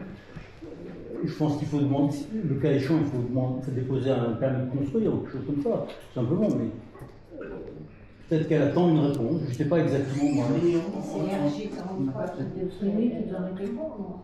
Aujourd'hui, ce que je peux simplement dire, c'est que ce mur, on ne sait même pas s'il va être efficace ou pas. Non, mais ça, voilà. Ça, non mais voilà, même l'entreprise oui. Et même les services de la préfecture. Oui. Il faut savoir que derrière on a la DDT, on a la DREAL, on a tous les services qui sont dans cette problématique. On ne sait pas si ça va être efficace. Je pense qu'on peut faire un mur de 20 mètres de haut, ça ne sera jamais suffisant. Jamais. Voilà. Donc voilà, bon, aujourd'hui on n'a pas de réponse. Et ça, c'est pas moi qui le dis, c'est voilà, on a pensé la même chose en disant c'est insupportable. Voilà. Parce que quand je vous dis que c'est des courriers, c'est des mails, n'importe quelle heure, c'est constamment. Voilà. Oui, mais parce que l'entreprise RG aussi fait des bruits constamment. Donc c'est normal qu'on puisse comprendre aussi cette personne qui est dans une problématique qu'elle veut résoudre. D'accord. Je peux revenir à la question d'avant, s'il vous plaît. On dirait à M. Fauré qu'il a été convoqué hier à la commission d'agriculture. Oui. J'ai pas pu être présent. Parce que j'ai une entreprise et je dois mener mon entreprise aussi. Voilà. Parce que des fois on peut être présent et des fois on peut pas l'être. J'en suis désolé. Je suis pas disponible à 100%. Et puis comme j'ai pas de responsabilité et que je me sens pas inclus dans le... Monsieur... Parce que j'ai aucune information. C'est bien. Mais Monsieur Rocher, c'est Monsieur Rocher. Monsieur Faury, c'est Monsieur Faury. Bon, allez, question 13. Vous autorisez la tenue de manifestations commerciales, foires aux plantes ou culturelles, faites de la musique sur la place de l'hôtel de ville. Cette place est le lieu où se croisent le plus de véhicules. Lors de la fête de la musique, alors qu'une petite foule se trouvait agglomérée devant la lyonnaise de banque, un semi-remorque a remonté la grande rue. Face au danger que représentait l'arrivée du semi-remorque, les spectateurs ont dû se déplacer. Les uns ont traversé la rue pour se rendre devant la mairie, d'autres se sont déplacés pour se rendre devant le Crédit Agricole, d'autres sont passés derrière les musiciens, le tout dans une certaine confusion. J'ai eu moi-même à traverser en voiture cette foule de spectateurs. Au moment de mon passage, un enfant a brusquement quitté le groupe pour aller vers le Crédit Agricole. Lorsque de telles manifestations ont lieu sur la place de l'hôtel de ville, pourquoi la circulation n'est-elle pas interdite? Pourquoi la population n'est-elle pas prévenue? Si un terroriste voulait faire un carnage à l'occasion de la fête de la musique, ne pensez-vous pas que le site de Tence serait une aubaine pour lui? Vous rendez-vous compte de la responsabilité qui serait là-haut? Alors, Monsieur Rocher, je ne sais pas si c'est vous. C'est moi. Alors là, je peux dédouaner tous les autres, c'est moi. C'est moi qui conduisais la voiture. Donc, je ne l'ai pas écrasé, l'enfant. Oui. Non, mais simplement une chose. Alors, j'étais là pour la fête de la musique. On avait fermé la rue de Rachat. Il se trouve qu'ils se sont mis en face. Et après, il y a eu un petit groupe qui était devant le bar, devant le CIC. Voilà. C'est pas ce qui était prévu du tout. On est bien d'accord. Voilà. Après, fermer la rue. Alors, je vais vous dire que quand c'est des horaires le soir, je ne prends pas d'hésitation à fermer la rue, parce que maintenant on met une déviation, et j'hésite pas du tout pour des questions de sécurité, et notamment pour des problèmes de terroristes éventuels. Parce qu'on est d'accord, dans les petits villages, ça pourrait être dramatique. Mais le jour de la fête de la musique à 17h, si je ferme la rue, je peux vous dire que les commerçants qui sont dans la rue, je vais m'entendre quelque chose. Voilà. Et peut-être votre voisin en premier, d'accord? Donc voilà, l'idée c'était de sécuriser sur le côté, ce que m'avait demandé la directrice de l'école de musique, et il était de l'autre côté. Mais justement, est-ce que tant qu'il n'y a pas de déviation, est-ce qu'il ne serait pas plus prudent de faire ce genre de manifestation sur une place qui pourrait être fermée plutôt que de le faire là au carrefour où vraiment... Et ça ne prend pas, c'est ça le problème, c'est que si vous voulez, on a essayé à plusieurs endroits, ça ne prend pas. ça ne marche pas. Voilà. Alors il faut aussi que les gens s'embellisent et qu'ils n'aient pas aussi leurs enfants circuler. Ça, on est bien d'accord. Voilà. Mais ça ne prend pas. Alors autant vous dire, je vous dis que quand il y a des manifestations, vous verrez le 13 juillet, ça sera tout fermé. Non, mais le soir, c'est beaucoup plus facile. Mais la journée, c'est difficile. Voilà. Et vous pensez à quelle place, par exemple? je ne sais pas, la place Saint-Martin ou le parking du gymnase, ou je sais pas, enfin un endroit qui puisse être fermé. Le problème, c'est qu'il n'y a pas de bar. Les gens, ils y vont pas. C'est vrai. Oui, mais si il survient un accident, on ira chercher le maire en lui disant qu'est-ce que vous avez fait. Et monsieur, vous allez voir le procureur de la République qui va vous poser la question. Donc peut-être qu'il y aura des commerçants qui seront mécontents, mais là, la responsabilité elle peut être terrible. Donc je pense que... Je vous rassure, M. Rocher, la responsabilité est toujours terrible. Oui, vous mais êtes toujours menacé d'aller d'accord.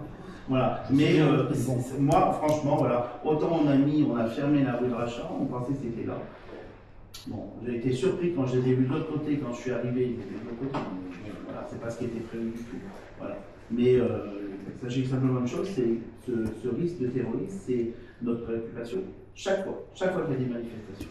Voilà. Et vous allez voir, nous allons faire les manifestations de distance. Il y a une commission de sécurité avec la préfecture qui a été mise en place par rapport à ça. On a fait aussi largement, on va dire, modifier la sécurité avec des voitures pour barrer à différents endroits. Voilà, c'est notre préoccupation constante. Mais là, c'était pas prévu qu'il soit de l'autre côté de la rue. Il y a les documents qu'on doit compléter aussi avant chaque Oui, bien sûr, oui. Voilà. 14. Un automobiliste a attiré mon attention sur la très mauvaise visibilité au carrefour de la rue des Écoles et de la rue d'Annonay. En raison du développement des plantations effectuées à cet endroit, entendez-vous trouver une solution à ce problème? Alors, il va falloir qu'on taille un petit peu, ça c'est sûr. Par contre, j'avais été sollicité par Mazari, d'ailleurs, je crois pour ça. Voilà. Il va falloir qu'on taille ces plantations. On ne peut pas enlever le pot de fleurs parce qu'il n'y a rien dessous, hein, voilà. Mais je rappelle quand même que c'est toute une zone 30 et que les gens doivent aller doucement. Mais on va tailler, on va faire un peu. Oui. Mais... Il y a le même problème au carrefour de... Mais justement, c'est là où elle a eu... Et 15. Vous avez indiqué que rien n'était encore décidé concernant l'organisation de la circulation après aménagement de la friche Fogier. Entendez-vous réunir les personnes concernées, riverains, commerçants, transporteurs, directeurs d'école, de collège, représentants du département, responsables du ramassage scolaire, responsables de parents d'élèves, afin de trouver la meilleure solution et de prendre dès maintenant les dispositions pour que les modifications à apporter aux conditions de circulation attentes soient arrêtées et rendues publiques. On va procéder comme on a fait pour chaque travaux, rue d'Annonay, les mazots, machin. On va consulter la population qui est concernée, en l'occurrence les écoles, machin, tout ça. On va travailler avec eux par rapport à éventuellement cette modification de circulation suite à cette déviation. Voilà. On a procédé toujours comme ça, que ce soit les mazots, que ce soit la rue d'Annonay. Voilà, on a toujours consulté. La réunion publique. Non, mais ce que je veux dire, c'est que les travaux ont commencé sans trop tarder, je pense, pour la friche. Est-ce que vous voulez le faire à peu près simultanément ou voilà, c'est ça? Ça va pas pouvoir se faire tout à fait simultanément parce que la déviation pourra être véritablement réalisée que quand on aura enlevé une partie de la partie habitation du moulinage. Et c'est pas prévu dans le premier temps. D'accord? Voilà. Donc on a un certain temps parce que c'est le maçon, je crois, qui s'occupe de ça. C'est dans nos maçonnerie. Parce qu'il faut sécuriser, il faut comment dire, faire en sorte que ça se tombe pas. Enfin, je sais pas comment on dit. Il faut étayer. Voilà. Donc c'est pas tout de suite. Hein. Et puis si on veut concerter, il faut aussi que les gens puissent avoir un minimum l'image réelle de ce que va être le site. Alors on a quelques esquisses, mais je sais pas vous, mais moi j'ai encore du mal à imaginer et je pense que un chef d'établissement, une directrice d'école, là, ils sont encore moins au fait que moi. Et on a besoin de voir les travaux un peu avancés pour faire des hypothèses cohérentes, comme ça. Donc, je pense que si il ne faut vous pas le avez faire des... trop tôt non plus. Non, mais si vous avez des plans qui sont faits par les architectes ou quoi, il me semble qu'on va pouvoir commencer la discussion. C'est vous qui jugerez, mais pourra encore prendre. Ensuite, au cours de cette présentation, M. Ludovic Faury a pris la parole et a expliqué pourquoi il était particulièrement attaché à l'intégrité du bâtiment du moulinage et à la ferme César.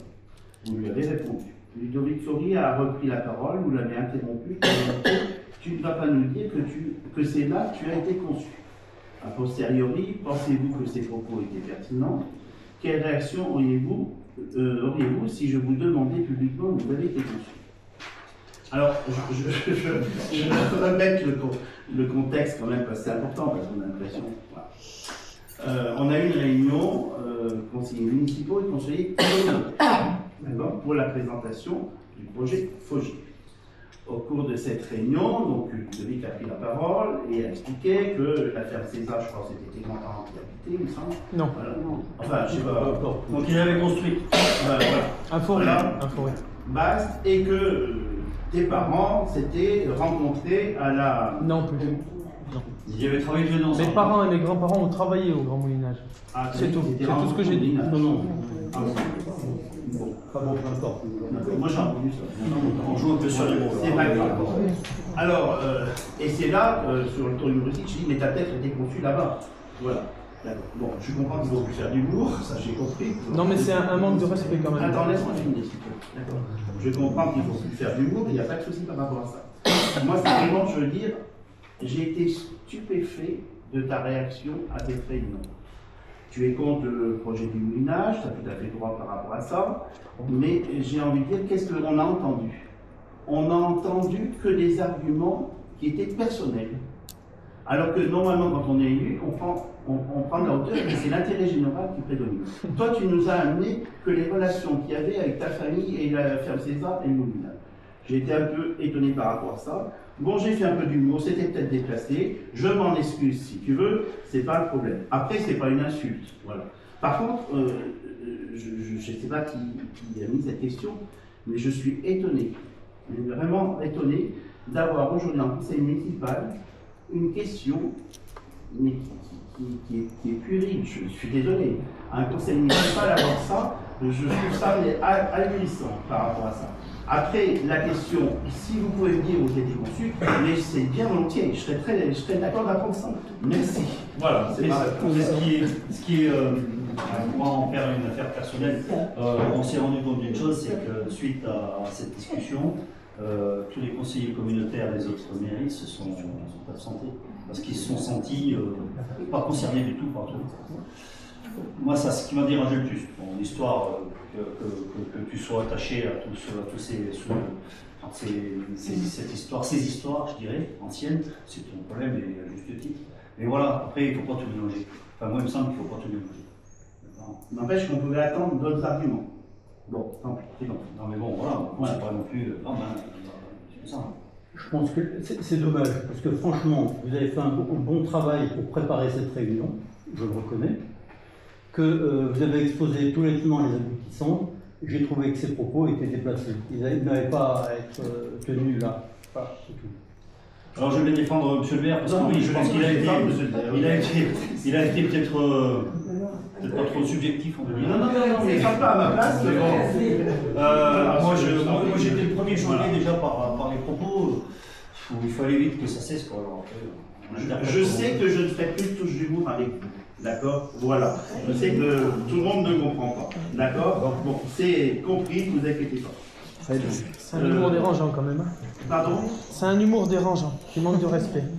Parce que le principe de l'humour, c'est qu'on rigole ensemble. Moi, ça m'a pas fait rire. Mais je ne sais pas si j'arriverai à te faire rire, Ludovic. Non, pas sur ce genre de choses. C'est pas la peine que je Pas fasse sur ce genre de choses. Non. 16e question. Le village de Tence ne dispose plus d'aucune fontaine. En cette période de forte chaleur, on peut penser que la présence d'un ou de quelques points d'eau pourrait être utile. Est-il possible de prévoir la mise en place d'une ou quelques fontaines donnant accès à de l'eau potable? Alors,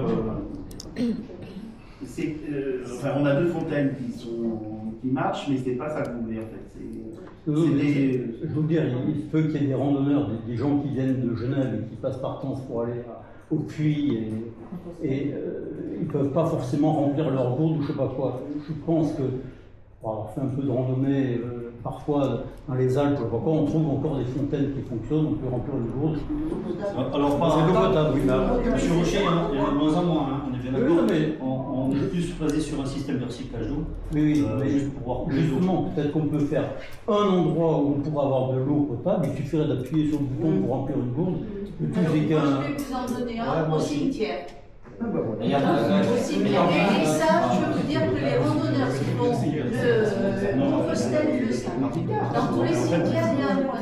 Il y en a les camping-cars, il y en a les camping-cars aussi. Le sujet est peut-être pas trop là, le sujet il est que maintenant l'eau potable, on ne peut pas le gaspiller. Non, mais il ne s'agit pas d'appuyer, il ne s'agit pas de faire en sorte que ça coule systématiquement. Oui, mais le gros souci, c'est que ça peut rendre service à un ou deux randonneurs, ou cyclistes, ou je ne sais quel sportif. Mais pas que. Le gros souci est là.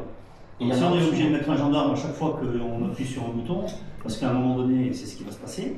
D'ailleurs, à l'heure actuelle, je peux vous dire qu'on est plus que limite en eau potable. Hein. Je peux vous en parler quand même sérieusement. Et donc, concrètement, maintenant, les fontaines d'eau potable sont vraiment très sectorialisées et sous caméra, parce qu'il y a beaucoup de personnes qui Oui, déjà. mais on a des abus, je comprends bien. Mais... Les premiers, les gars qui viennent avec 4 jerrycans, ça les dérange pas, les types. Hein. Alors, est-ce qu'on peut, pendant les heures d'ouverture de la mairie, par exemple, dire que. Enfin, faire une signalisation, on dit qu'on peut remplir. Mais il y en a en bas. Après, Dans les On toilettes, peut pas mettre des panneaux. Comment Les panneaux, on a dit pas de l'eau potable. Après, c'est vrai Il y a qu'il y a un des gros, gros. extérieur. Non, mais il se Le gros souci est là. c'est rempli. Elles sont ouvertes, les toilettes. Derrière. Oui. La question, c'est d'avoir une fontaine visible. l'office de tourisme. Bon, voilà, c'était une suggestion. On sera prêt à le randonner. J'ai vu déjà chez Barbe, à des moments, il y en a qui. À titre indicatif, la fontaine du Châtiag, à titre indicatif, la fontaine du Châtiag fonctionne sur un système de recyclage. Oui. On trouve le moyen, toutes les années, nous l'avons vandalisé quand même. Je peux vous le dire. Donc imaginez-vous, parce qu'avant, on était branchés sur l'eau potable. Oui, je sais bien. Voilà. Donc voilà, c'est juste pour mettre dans le contexte où, il y a 30 ans, c'est vrai que c'était, moi franchement, c'était magnifique, toutes ces fontaines qui sortaient de la mairie, entre autres, et puis là, chez Martine, là-bas, c'était sympa.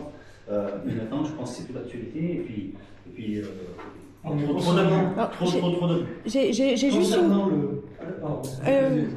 j'ai juste une question. C'est-à-dire le système de recyclage, comment ça marche? Parce qu'une fois, en fait, j'étais, mais alors c'était l'été dernier avec mon chien, je me baladais, et c'est vrai que la fontaine du Châtiag avait une forte odeur de chlore. Enfin, elle a mis du chlore javel, donc enfin, j'avais pas laissé mon chien boire dans le doute, mais donc en fait, c'est quoi, comment ça fonctionne? On a un bassin souterrain D'accord. qui fait ballon tampon. Hein. Donc c'est de l'eau qui est forcément chlore, j'ai du mal. Non, mais enfin, c'était juste l'odeur que ça dégageait. Après, En fait, je me trompais, je pense que. Alors, après, il faut que je me renseigne plus précisément. On peut peut-être la choquer. D'accord. Je pense qu'on la choque pour que justement, il y a des pastilles, hein, c'est comme une piscine, pour que justement elle ne prenne pas les algues. C'est tout. D'accord, mais c'est simple Mais question. pour vous expliquer le système, il y a un bassin qu'on ne voit pas sur les pavés avec un système de flotteurs et qui fait que par évaporation, on fait des remplissages, je ne peux pas vous dire quotidiens, mais voilà, des remises à niveau régulières pour que la fontaine ait toujours l'eau. Mais ça minimise quand même l'impact sur le gaspillage d'eau. D'accord, merci. Mais concernant justement le gaspillage de l'eau, il faudrait quand même faire attention à certaines personnes qui lavent leur voiture avec l'eau de la ville, qui arrosent peut-être la journée, ça arrive. Alors il faut que tout le monde soit responsable. Parce qu'on a vu hier, on est allé à la station des eaux là-bas, et on s'aperçoit que le soir, le débit d'eau est plus bas que la journée. Donc il y a des gens qui aspirent de l'eau le soir, qui prennent de l'eau la veille. Oui, tout à fait. Enfin, et je ne vous cache pas que au niveau du syndicat, enfin, ça on est peut-être trop au sujet, mais au niveau du syndicat des eaux, on ne va pas tarder à vous faire part, faire une attention alors il faudrait restriction d'eau concernant les arrosages exagérés. les lavages de voiture, Mais on va passer ça. Je pense que sous 10 jours.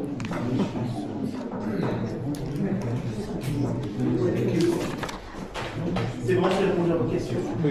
Alors, on n'a pas fini parce qu'il était prévu le tirage au sort des jurés d'assises.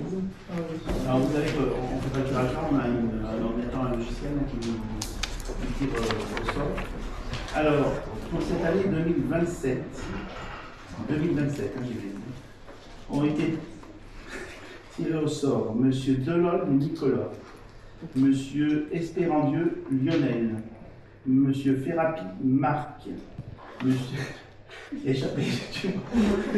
Monsieur Fuma Corentin, Madame Massardier Denise, Madame Michel Gaël, Monsieur Nouvet Éric, Monsieur Pablo Christian et Madame So Gaël. Voilà. Donc on transmet la liste au tribunal.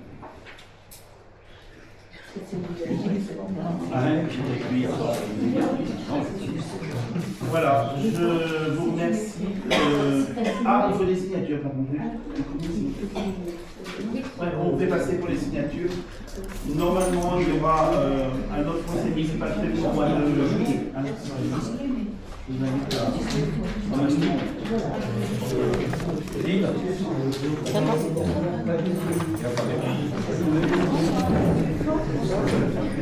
J'ai juste une petite observation. Oui. J'ai mis au dos des feuilles que je vous ai distribuées, là, je vous ai mis des questions. Ce que j'ai retrouvé sur l'obligation ou pas de loger le curé. Ah oui, je vais dans les Donc, j'ai retrouvé le texte, donc la loi de 9 décembre 1905, qui stipule que la République ne reconnaît, ne salarie ni ne subventionne aucun culte. En conséquence, à partir du 1er janvier qui suivra la promulgation de la présente loi, seront supprimés des budgets de l'État, des départements et des communes toutes dépenses relatives à l'exercice des cultes. Pourront toutefois être inscrites du budget les dépenses relatives à des services d'aumônerie destinés à assurer le libre exercice des cultes dans les établissements publics tels que lycées, collèges, écoles, hospices, asiles et prisons. Les établissements publics de culte sont supprimés sous réserve des dispositions énoncées à l'article 3. Alors ensuite, j'ai cherché encore, parce que vous aviez parlé de réponses ministérielles, donc j'ai trouvé des réponses ministérielles un peu dans tous les sens. Je suis allé chercher un petit peu plus loin, je suis allé chercher dans un livre que les étudiants en droit utilisent, donc j'ai trouvé ça. Et donc il y avait une étude qui avait été faite sur la liberté publique, et il était dit: la République ne reconnaît, ne salarie ni ne subventionne aucun culte. La loi de 1905 admet premièrement la possibilité pour l'État de subventionner des activités qui présentent un caractère général, mais que s'exerçant dans un cadre confessionnel, hospices, hôpitaux, crèches, œuvres de bienfaisance. La prise en charge directe par les collectivités publiques de certains services religieux, aumôneries dans les établissements publics, dans les asiles et les prisons. La rémunération des ministres du culte quand ceux-ci rendent des services aux personnes publiques. Certaines subventions déguisées sont admises.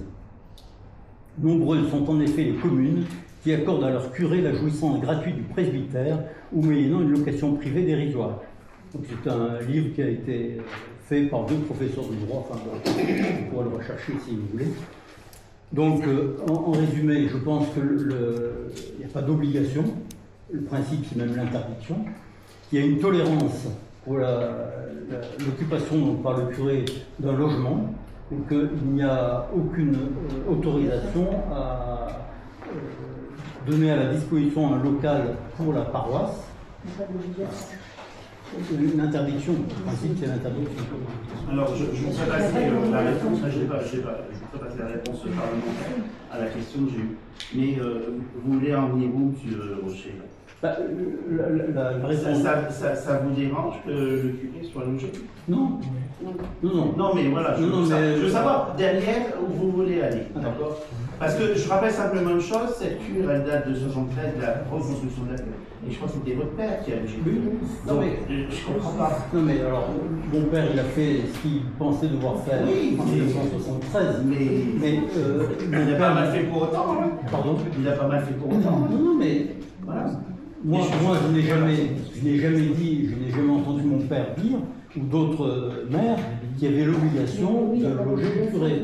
Et donc je me dis, s'il y a une obligation, parce que moi j'aurais pu faire une erreur, je sais pas, parfait. Et donc je me dis à ce moment-là, qu'est-ce qu'on fait pour le pasteur? Voilà. Donc, Mais alors, C'est pas la même chose. et là, ce que je Je suis d'accord, mais je veux dire, l'église, moi je suis peu protestante, vous le savez, donc j'estime que l'église catholique était reconnue église d'État. ah non, pas du tout. Ah oui, Non, non, mais oui, non, mais.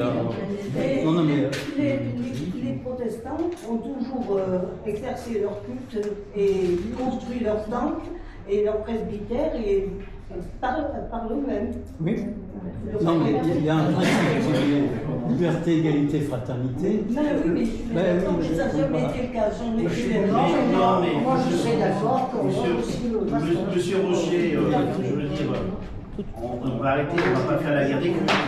Vous savez l'histoire de la communauté commune, ça s'est nettement apaisé et c'est une qualité chez nous. Mais oui, Voilà. bien sûr. Donc on va pas redéclencher la guerre des cultes, je veux dire, voilà. Mais c'est pas faire la guerre moi, des je dis rien, j'ai aucun problème. C'est pas ça, moi, mes deux familles, c'est issu des deux religions. Voilà. Et en 73, c'était pas si facile, je pense. Voilà. D'accord? Voilà. Mais je suis désolé, mais passons outre ça. Moi, quand le pasteur vient, il est tout à fait sympathique, ce pasteur, et il n'y a pas de problème. Le curé, il est là. On a fait partir le curé, hein, quand même aussi. Hein. Voilà, je vous raconterai l'histoire un jour, quand même. Voilà. Il n'y avait pas à être ici. Là, maintenant, on loge notre curé. On n'a rien à voir avec le pasteur. Je suis désolé, c'est comme ça.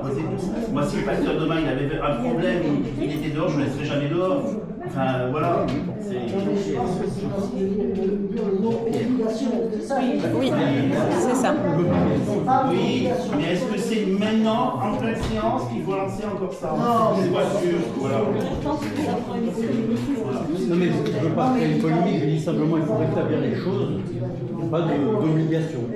Voilà. Bon, je vous retrouverai mon article aussi. J'ai cherché.